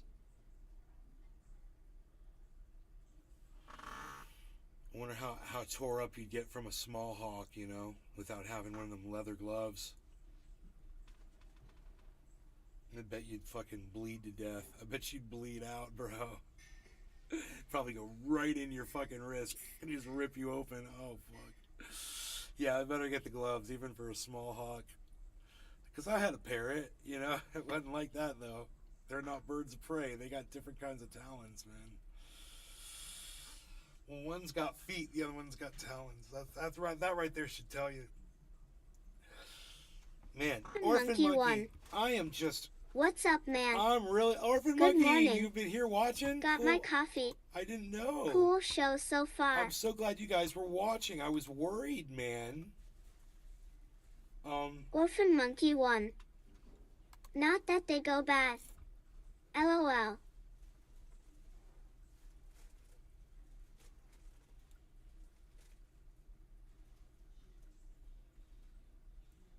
Orphan Monkey 1. Been watching.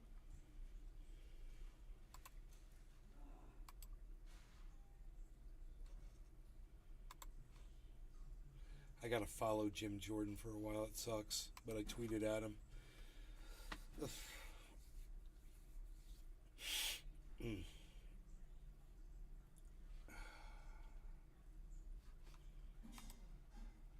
That was very entertaining.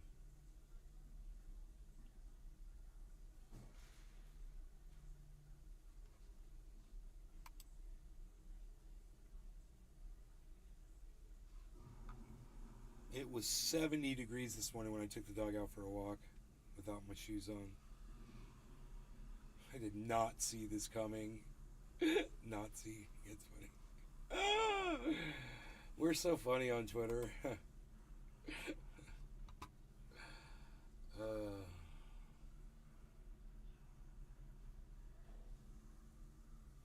I'm like, fuck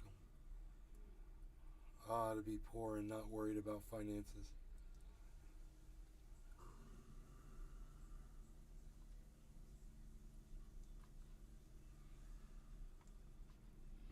Damn, they got that library cleaned up, bro. Look at what Unholy did. He's really come quite a ways with that building.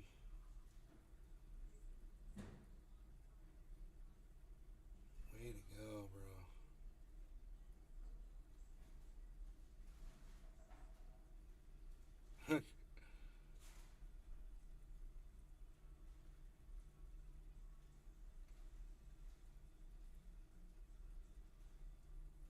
America, pay attention. Yeah, America should pay attention, you know? Valentine. I never finished the tree, got too thick and bitchy. Now I have what resembles a giant 20-foot turd in my yard.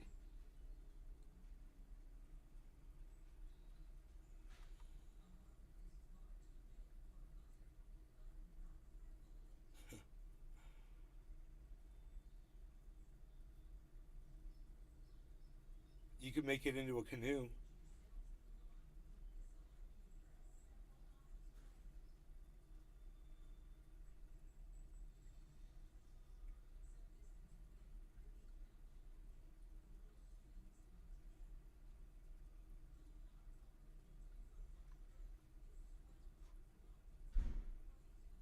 Caleb Sliger. Fixing to smoke down. Cheers, guys.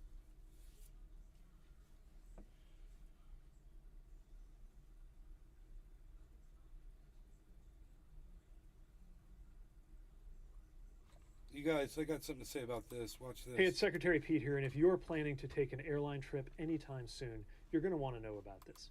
We have been hard at work to make sure that airlines commit to treating passengers better in situations where there's a delay or a cancellation under the airline's control. Now, as recently as a year ago, only 1 out of the top 10 airlines guaranteed rebooking in this situation, and none of them guaranteed things like meals, hotels, or ground transportation for stranded passengers. But we have been hard at work pressing the airlines to commit to more, and thanks to the efforts of this department, things have changed. As a matter of fact, today, all 10 out of the top 10 airlines guarantee that free rebooking and a meal for passengers in this situation, and 9 out of the top 10 airlines. Dude, how old is this? Because if this is new, bro, is this what he's been doing? Is this why our railways are destroying this country? You guys heard about Alabama derailment? It's not stopping. How old is this? Dude. Oh my God, he put this up 23 hours ago?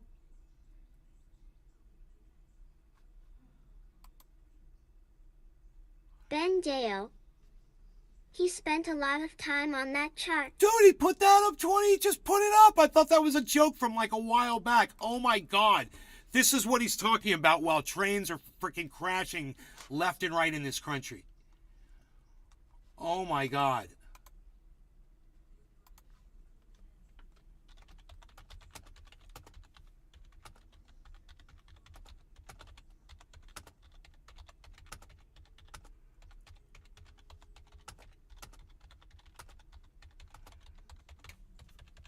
Wow.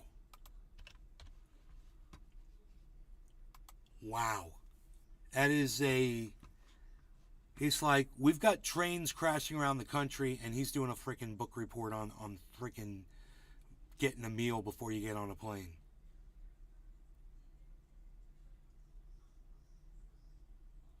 Wow. And you guys notice what this is, too.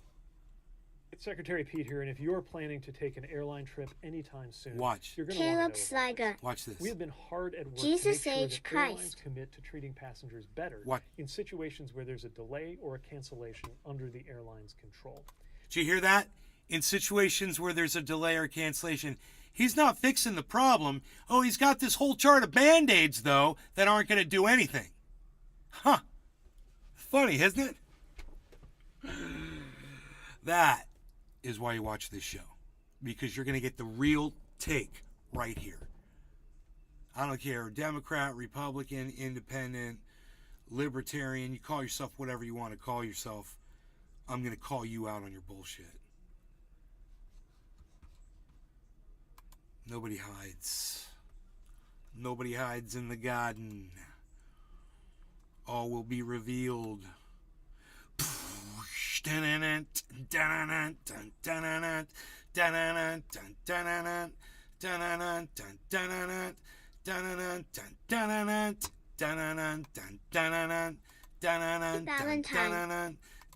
Jesus has a middle name. What is it? Herbert? Oh, let the sun Herman? be down upon Hank? the face. Stars reveal my dreams. I am a traveler of both time and space. All will be revealed.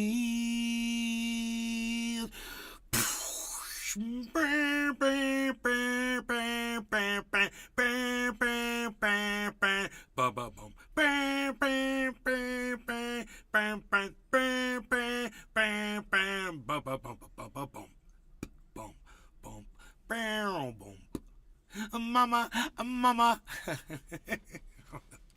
I don't know the song. Ain't no denying, ain't no denying. Ooh, yeah! What's he say right there?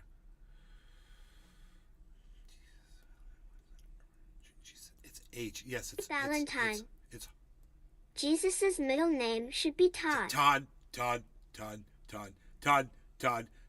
Mutton, chops, or goatee?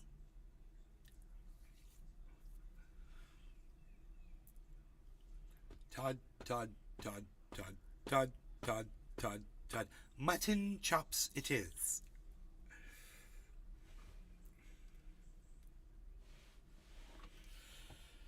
So, wow, Pete is doing a thing on, trying to plug holes in transportation that's not arriving on time when what he needs to be focused on is derailments all over the country.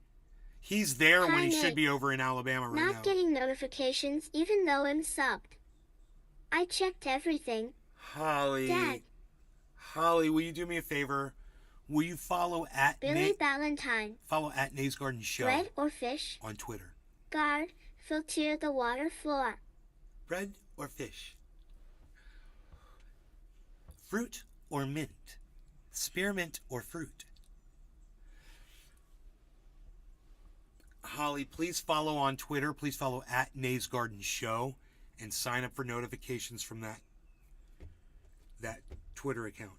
Turn your notifications on for Twitter. I mean, if you could do that. Hey, Horn. Oh, Nate. Thanks for making me a mod. You're welcome. Billy Valentine. Hookers or my mom? Holly Horn. Okay, I will. Okay. Hookers.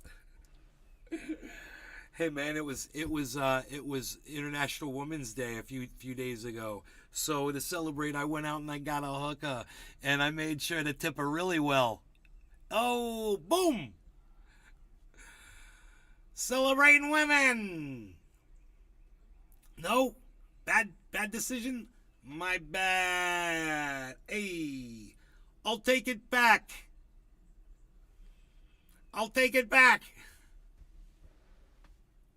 It's a good one. Celebrate International Women's Day. Hey, did you hear what I said there? I said they're celebrating International Women's Day. I got a hooker to celebrate. I got a hooker to celebrate International Women's Day. It's fucking funny. In order to celebrate International Women's Day, I said, what can I do to support my fellow woman? I got a hooker. Oh, boom.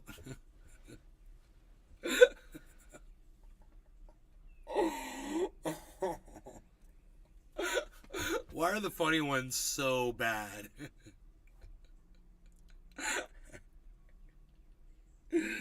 Oh my god. Everyone's all like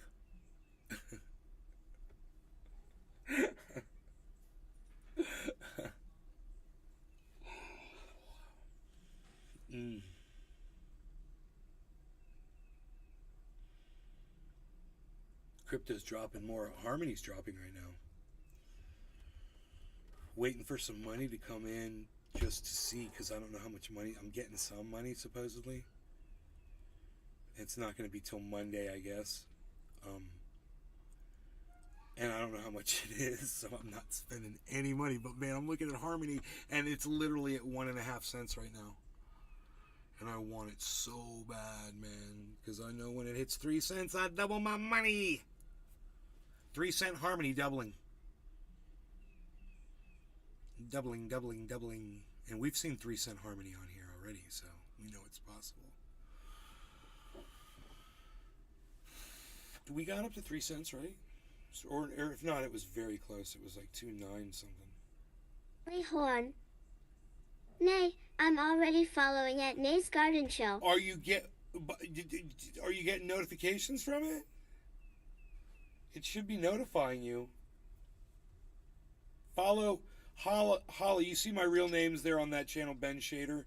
Go to Facebook and follow all 6 of my Ben Shader channels. Go on YouTube, follow all 6 of the Nate's Garden channels. Go to YouTube, follow, because I always get my notifications for all the other YouTube channels on my phone. So make sure to go to YouTube and follow all the Nate's Garden channels that are broadcasting the show. They're easy to find. Hey, Horn. Let me check. If you type in Nate's Garden right now, all the live shows will pop up, like first. If you just scroll through real quick, you'll see all the channels that'll say that I'm live. Follow them, turn notifications on for all 6 of them.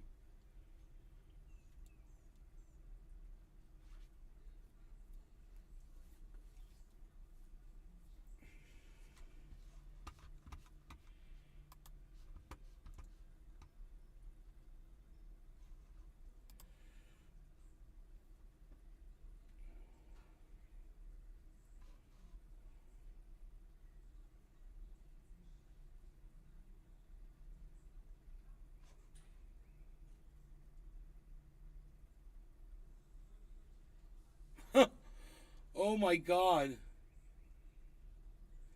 Jane Fonda suggested murdering Republican politicians on The View. Oh my God. Now this is something that, you would expect one of these women to say at home around the kitchen table, just shooting the shit with their family or whatever. But it's like... Hey, Horn. I saw that. It's like she's older and she forgot she's on freaking national television or something. I don't know what's going on here. We have experienced many decades now of having agency over our body, of being able to determine when and how many children to have. We know what that feels like. We know what that's done for our lives. We're not going back. I don't care what the laws are. We're not going back. You can feel it going. You can feel her. They're going to drive her right into it. That's Jane speaking, and she probably will get a Nobel Prize. But it's the truth. Very soon. It is the truth. We're not going to do it. Besides marching and protesting, what else do you suggest? Well, it doesn't happen overnight. It's not a miraculous. What did you say? Murder. She's kidding. Wait a second. She's just kidding. Don't say that. That's you don't know. They'll pick up on that and just run with it. Worst. She's just kidding. It's. Well, let me talk to you about. Let's move on and talk about Jane's activism, which is legendary. See, now that could inspire someone to do something. Now that's freaking hate speech. It needs to be called out hate speech. It needs to be dealt with. Wow, she's guilty of hate speech, man. You can't say that. You can't say that on TV like that, man. That's why they penalize hate speech. Something's going to happen to her. They're going to cancel her. She's going to get prosecuted. Something. I have a feeling she might get sued. Republicans might bring her out for a hearing, just like they just did to Matt Taibbi. Were we just watching The View? I'm repressing that memory right away. Bro, I'm sorry we had to watch it. I mean, it was, you're just like, you can't say that, man. I understand how you feel, But you can't use that kind of language. Jerry Lawton. And she should be held Good morning, to the Nick. same standard on television and in Hollywood that I'm held to on my podcasts. And my standard is I can't talk like that. So I get punished if and when I do. Hey, you. Oh, shit. No. No. No. Hey. Stop it. No. Stop it. Stop it. Come here. You be nice. Valentine. Stop it. Repress what? What happened? Stop it. You stop it. No, no, no. Come here. Come here. Come here. Come on. Come here. All right, get in here. Nope. Nope. Go on. Get out of here.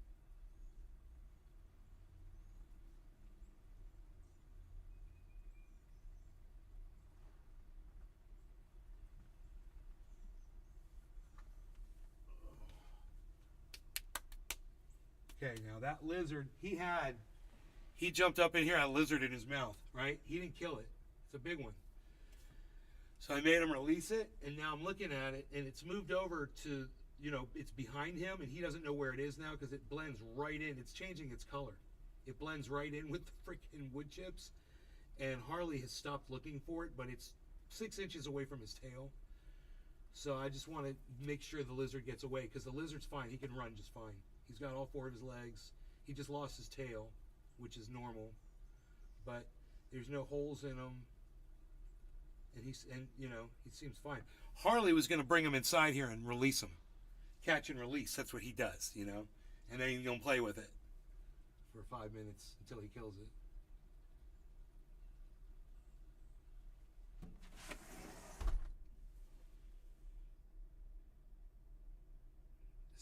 This is my technique to try to get him to come in the house. Watch this. Look at this. How predictable is this cat? Uh-huh. Uh-huh. Get in here. Get in here. We saved a lizard today. That's fun to watch. That's fun to watch, isn't it? I saved the lizard's life. That lizard's going to remember me. You remember me, son. That's right. Go eat some ants. Forget about it. Forget about it. Forget about it. Yeah, we're not repressed what?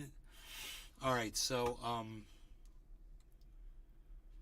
we have to save this as a show story. Yeah, let's save that. And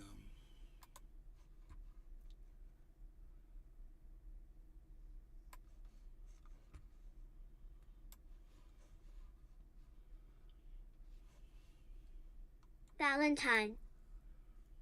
This is my new pro-cannabis speech. People just repeat the news when they share opinions on cannabis.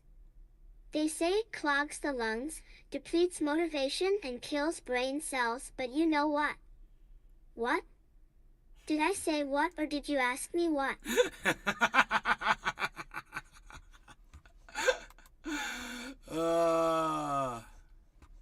Matt Taibbi's trending.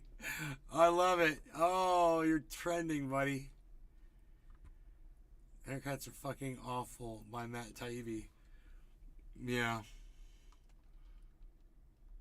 Caleb Sliger. Nay is for the lizards. I am for the lizards. It's those interdimensional shape-shifting reptilian aliens are the ones that you have to look out for because they are literally reading the thoughts out of your brain.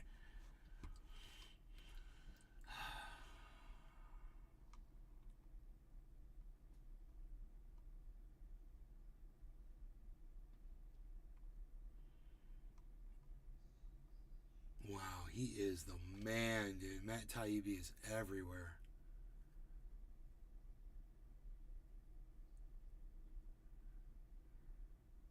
He's in the title of my video? Yeah, right? No, he's not. That's too bad. Because that's really who the video is about. Oops. I should have been more clever. screwed up.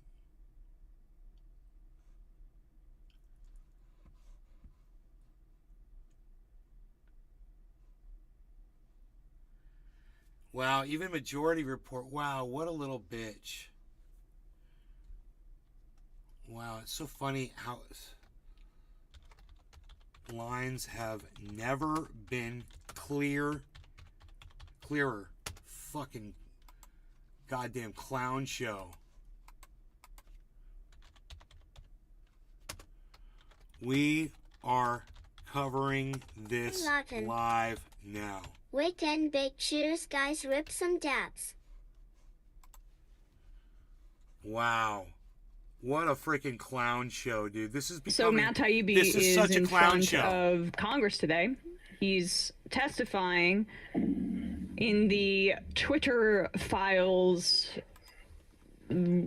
sham hearing about right-wing bias in social media companies, which was within 5 minutes dispelled by Alexandria Ocasio-Cortez's line of questioning a few weeks ago. Oh, yeah.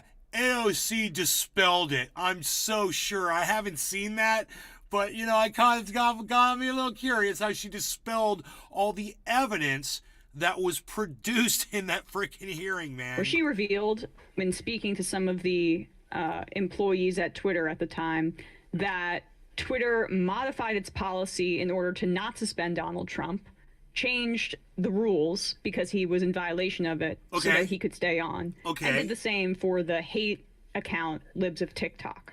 So that basically disproved the entire doesn't disprove Republican anything. Party's Wow, thesis. she's an idiot. She doesn't know how to think normally, does she?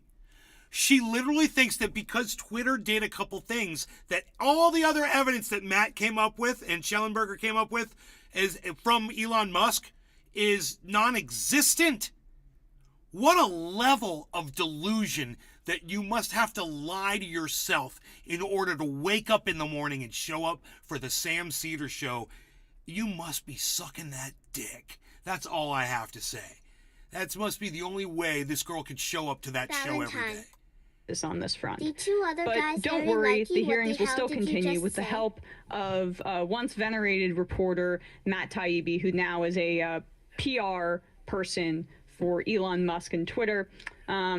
This is Matt Taibbi's characterization of his press releases on behalf of Twitter that he calls reporting. Now remember, AOC said that Twitter did two bad things. So, you know, they haven't been, you know, there's a portal that all the agencies were sending requests. Hey, please silence this account. Please silence that account. Shadow ban this group. Get rid of this group. And because Twitter did two things with Trump or whatever, that we can't look at all the other evidence. What's kind of weird, AOC, it's almost like you're pulling a Tucker Carlson. Right? Oh, Tucker Carlson's like, yeah, look at all this evidence over here. So the other evidence doesn't count, Tucker? Is that what you're saying? Wow, AOC pulled a Tucker Carlson. I mean, it's kind of weird.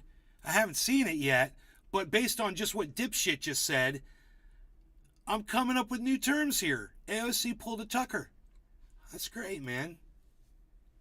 Gentlemen, let me start with Mr. Taibbi. seen You have a this. long, award-winning journalist career. You've just highlighted here decades of experience. We saw how good they did in this. We just watched the whole thing, right? Important issues of our So time. they're going to try to Where do spin you rate your us reporting on the now. Twitter files For among how your whole long? body of work throughout your career? 24 How minutes of serious is spin. this? Oh. Well, first of all, Mr. Congressman, thank you for the question. I would say, you know, I spent 10 years covering the aftermath of the 2008 financial crisis. That was obviously a very serious issue, but this Twitter file story and what we're looking at now and what we're investigating now, I don't think there's any comparison. This is by far the most serious thing that I've ever looked at, and it's certainly the most grave story that I've ever worked on personally.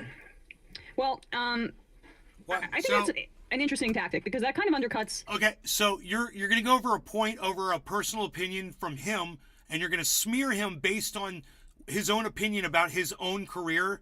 Oh, okay, I wonder where this is going. His own past work, right? Which I guess doesn't really matter to him at this He doesn't point give a shit. since he's cashing in. Yeah, but I mean, suppose anyway. How much wealth was lost? Are you guys cashing in on your reporting? Okay, shut the fuck up, you little hypocrites. Let's keep going. For households like $8, $9, $10 trillion. Almost 10 million people lost their homes. It's got nothing to do with what we're talking about. Right. Once again, straw manning. Well, I can do this all day. It's almost like I'm good at this, isn't it, folks? It's like I should do this for a living. I should get paid to do this. You know, I should get paid to debunk people like this. Huh. 10%. 1 in 5 people lost their jobs. Up, I should say. And I mean, look, this is not, to be honest, like, I'm not surprised Taibbi has this perspective, because if you look at it from his perspective, the financial crisis was good for him. He got this great reputation that Republican Congress people can cite about how great of a journalist he is. He made a lot of bones out of that as the gonzo journalist. And I read all that stuff too. I don't remember much of it. It doesn't stick with me. I mean, he called... You know what sucked with the financial crisis? We all lost money and it sucked. But you know what's worse? You know, the government controlling our speech on social media. That's worse. So Matt Taibbi makes a great point, and what they're saying is in Matt's opinion, that should have been more, have more weight than what he was reporting on what was coming from Elon Musk. Goldman Sachs, the vampire squid, I guess that was useful. I will say, like, I'm troubled, like, looking back on it, and I would like to get a reassessment of his work on this by somebody who's not a capitalist, because he sums it up August 5th, 2013 on Twitter. My whole argument against modern Wall Street has been that it's anti-capitalist, perverted by incestuous ties to the state. Sounds like libertarian. And then he said, April 11, 2016, I don't know many people who would describe what's gone on with these too big to fail banks since 2008 as capitalism. So, like, it's not a surprise from his perspective, because, like I said, this whole reputation was made as all these people being thrown out of their homes. And him being a child of wealth, he has no sort of ties to that. And also, the people that are paying him now, Elon Musk, did really well from the government response to the financial crisis, which was to flood the zone with cash. Elon not only is a member of this Silicon Valley type crew that's been benefiting and, hollowing out society thanks to low interest rates, but also Elon got a low interest, like $3 billion loan from good old Barack Obama, speaking of incestuous ties to the state. It's not surprising to me that Taibbi doesn't actually have any connection to what happened in the financial. So did you just say that Elon Musk was doing business with Barack Obama, so he's doing business with the Democrats as well as the Republicans? Oh, okay, that proves nothing. In fact, it goes against your narrative that this is all funded by Republicans and Arabs. Oh, okay. Crisis, because his life got a lot better. Yeah, and I just want to remind everybody about what was found in the Twitter files. They're idiots, huh? The Biden campaign, the big bombshell, asked Twitter to take down links to nude photos stolen from Hunter Biden's laptop. Yeah, that's the original one. There's the subsequent stuff about, like, the CDC and, like, guidance about... Yeah, that's right. That's right. Oh, she doesn't like that. I think that should be transparent. Oh, she doesn't like that, because she only wanted to say one thing. You see how fucked up and pissed off she is right now? She's like, I only want to say this one thing. Oh, you mean there was a whole bunch of shit that they were trying to take down? Look at her face. This is worth going back. She thought she was just so freaking smart, and she got taken down by her own freaking dude. I just want to remind everybody about what was found. Love this ING show. Thank you, Caleb. I love you. Thank you so much for watching. Thank you. Make sure you subscribe to all my channels and turn on notifications so you don't miss one. Found in the Twitter files. And leave me a thumbs up, too. The Biden campaign, the big bombshell, asked Twitter to take down links to nude photos stolen from Hunter Biden's laptop. Yeah, that's the original one. There's the subsequent stuff about... the bombshell. But, can we just listen to but a few times? Billy, can we listen to but a few times?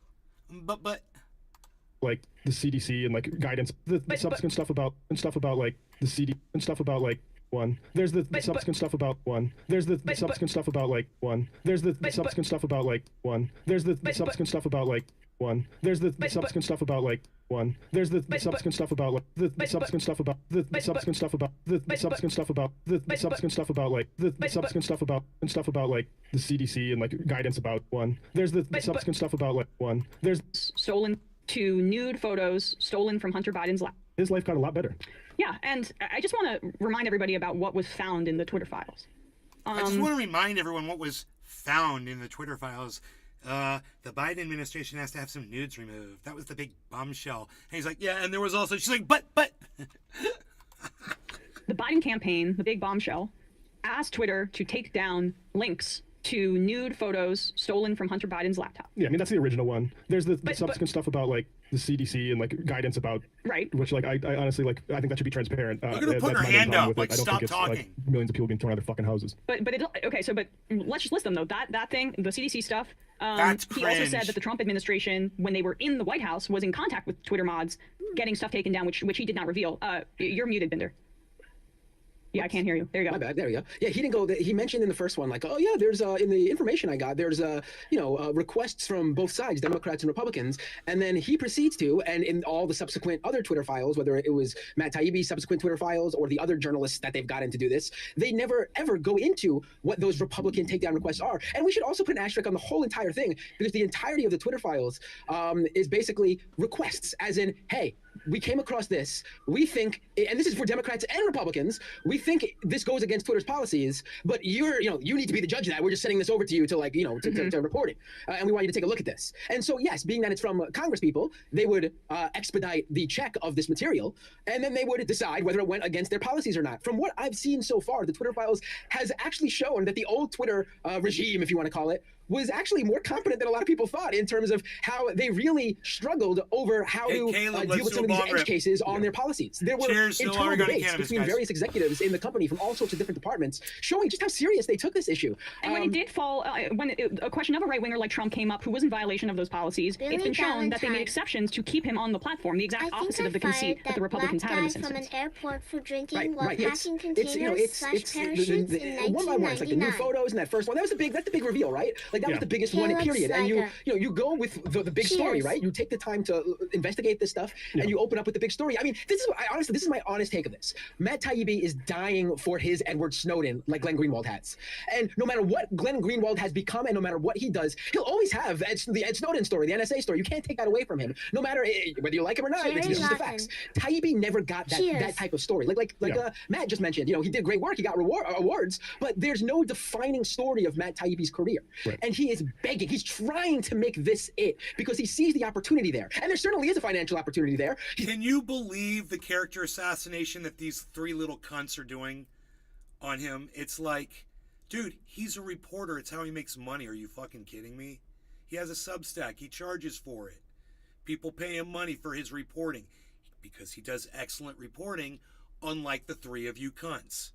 He's got the must sycophants and the right-wingers eating up this shit and certainly growing his Substack and his Twitter following. The guy's probably raking in the cash now, but it's still not that defining. No matter how hard he tries, it will not be that defining Ed Snowden story that is to what Glenn Greenwald is. But Taibbi does not have it.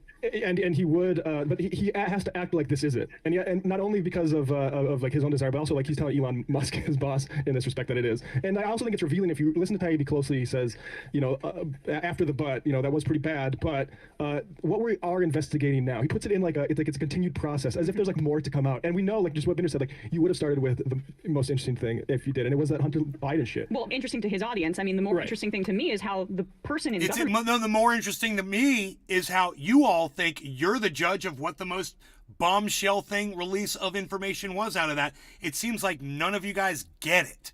At that time, the Trump administration, like the Biden, the Biden campaign was a campaign at that point. The bombshell, by the way, was that there was a portal where all of these agencies could control social media accounts from. That's the bombshell, you fucking stupid cunt. Fuck you.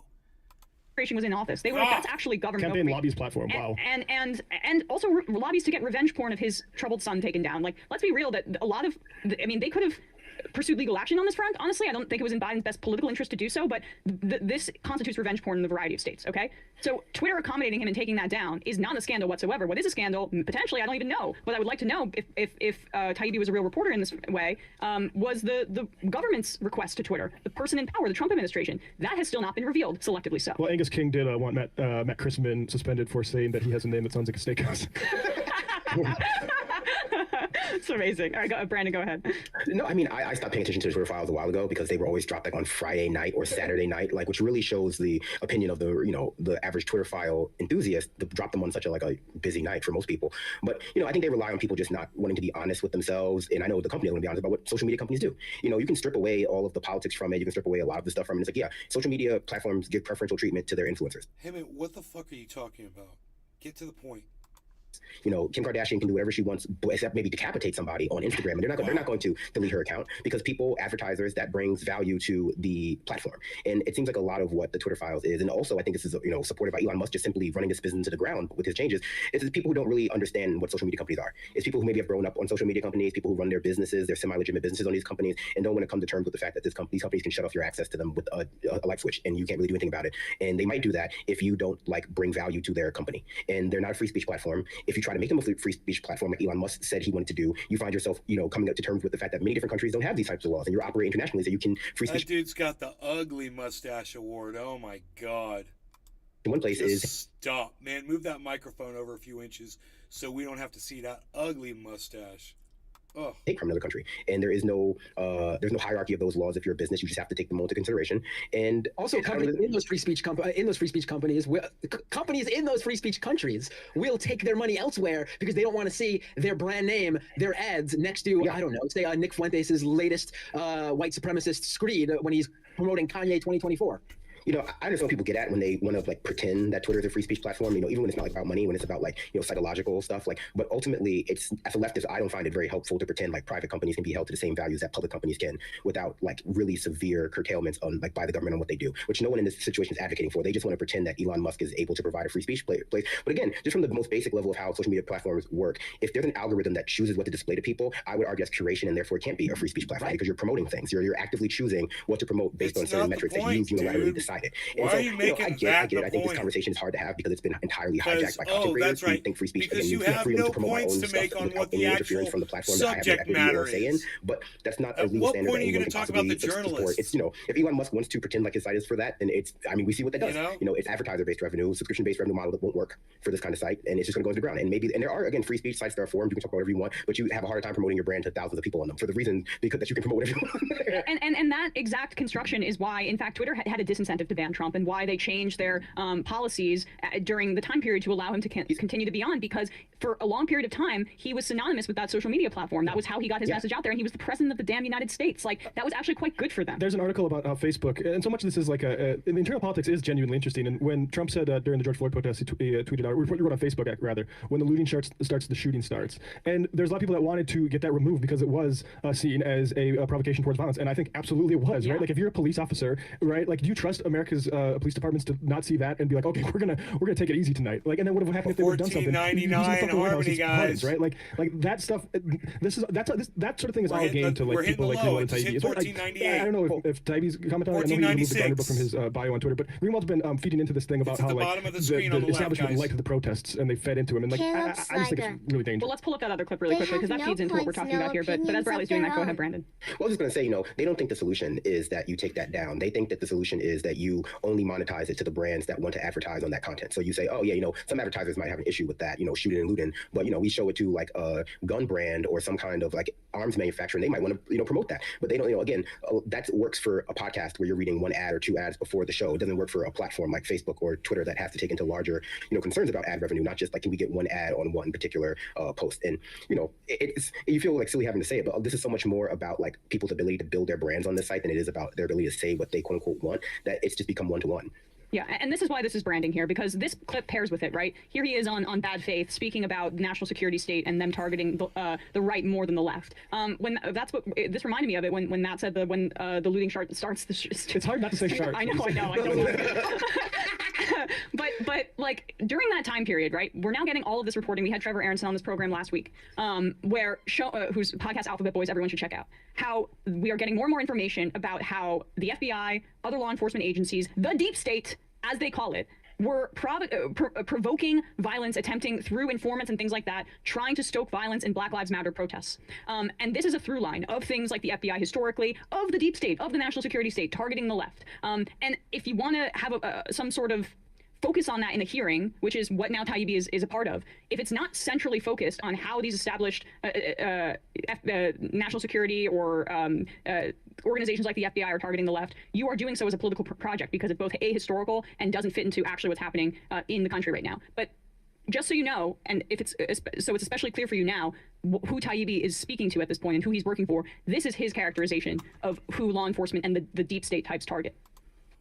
What, man? Did you guys catch what that bubblehead just said? if you're trying to pay attention to what Bubblehead just said, I got news for you. It didn't make any sense at all. Let's hear what Matt has to say. Type his eye roll.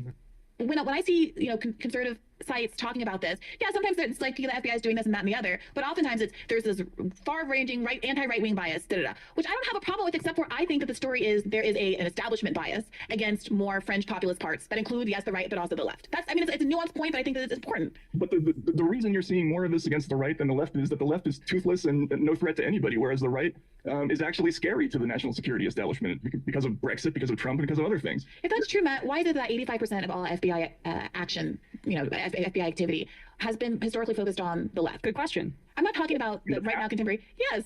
What about in the last 20? What about in the last 5 years?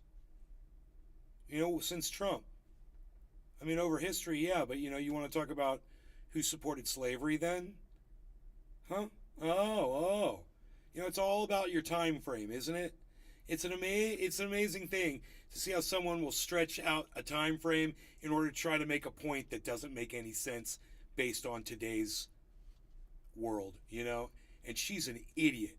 So let's see how Matt handles this. Looking at 1970, I'm looking at 2015 on. Oh, boom. I'm not looking at 1970, you idiot. I had no idea where he was going to go with that. He went right where I went with it. What do you know? I'm as smart as Matt Taibbi. What do you know? I love it. I hope you guys love it too. Share it on social media. Get some more people here. Well, there you go. Aside, but he looks so much, Matt Taibbi looks like Nicholas Hoult to me, the actor from a lot of stuff. Like he's gonna be in Renfield with Nicolas Cage soon. But just like the profile. I don't know how they're all sitting there with those silly little grins on their face, like they just own Matt Taibbi or something. Isn't that weird? Probably. You mean him in Mad Max or him in real life? Because I don't know. That's a very nice compliment there, Brandon. But I don't know. If you're into Nicholas Hoult, I don't necessarily understand that. I think he's. I get the Hoult comp sometimes too, actually. Oh well, there you go. But anyway, I'm the good Hoult. It's so funny how the two through lines that the right is right now currently trying to push, they directly contradict each other. You have this Taibbi thing where the authorities are after the right because they're so dangerous. And then you got Tucker Carlson for the past week showing the police at the Capitol building walking the QAnon shaman and the other Capitol rioters into the Capitol building. And they're trying to portray that as, oh, look, we told you that they were just peaceful, of course, not showing where they're attacking other people and attacking some of the police who were not helpful to them. But at the same time, we've been saying that, we know that there are supporters of these various far-right ideologies, these supporters of Trump, these supporters of those very people who showed up at the Capitol building, who work for the Capitol Police, for police departments all across the country, work for various different agencies. I'm sure there are, without it, the Secret Service, we know for a fact, buddy with Trump and co. The idea that these two things can be happening concurrently just don't add up. It's just bullshit that the right doesn't have friends in very high places. We also know that, like you said, the deep state is not primarily targeting right-wingers, not in the past and not currently. But if they were, we know it's because statistically right-wing terrorism is the largest form of terrorism in the United States.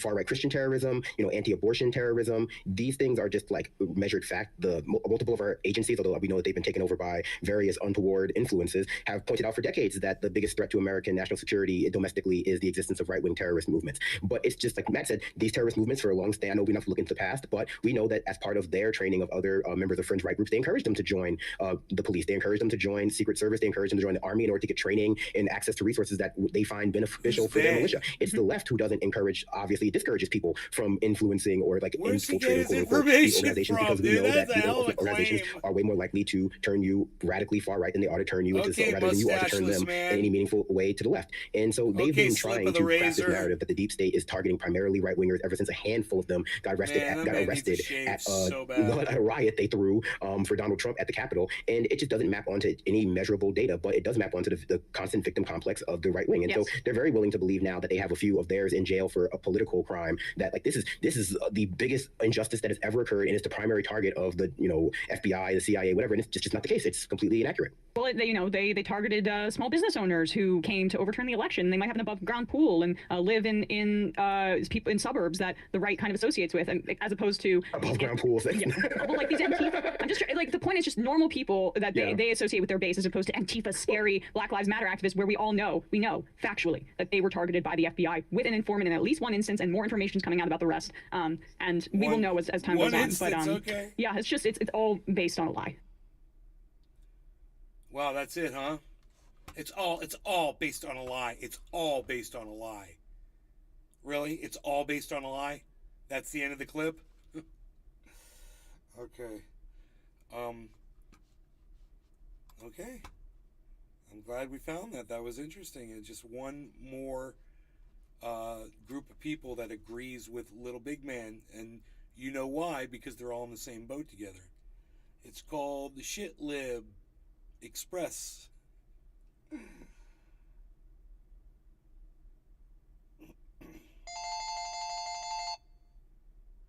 Shit Libs, exciting and new.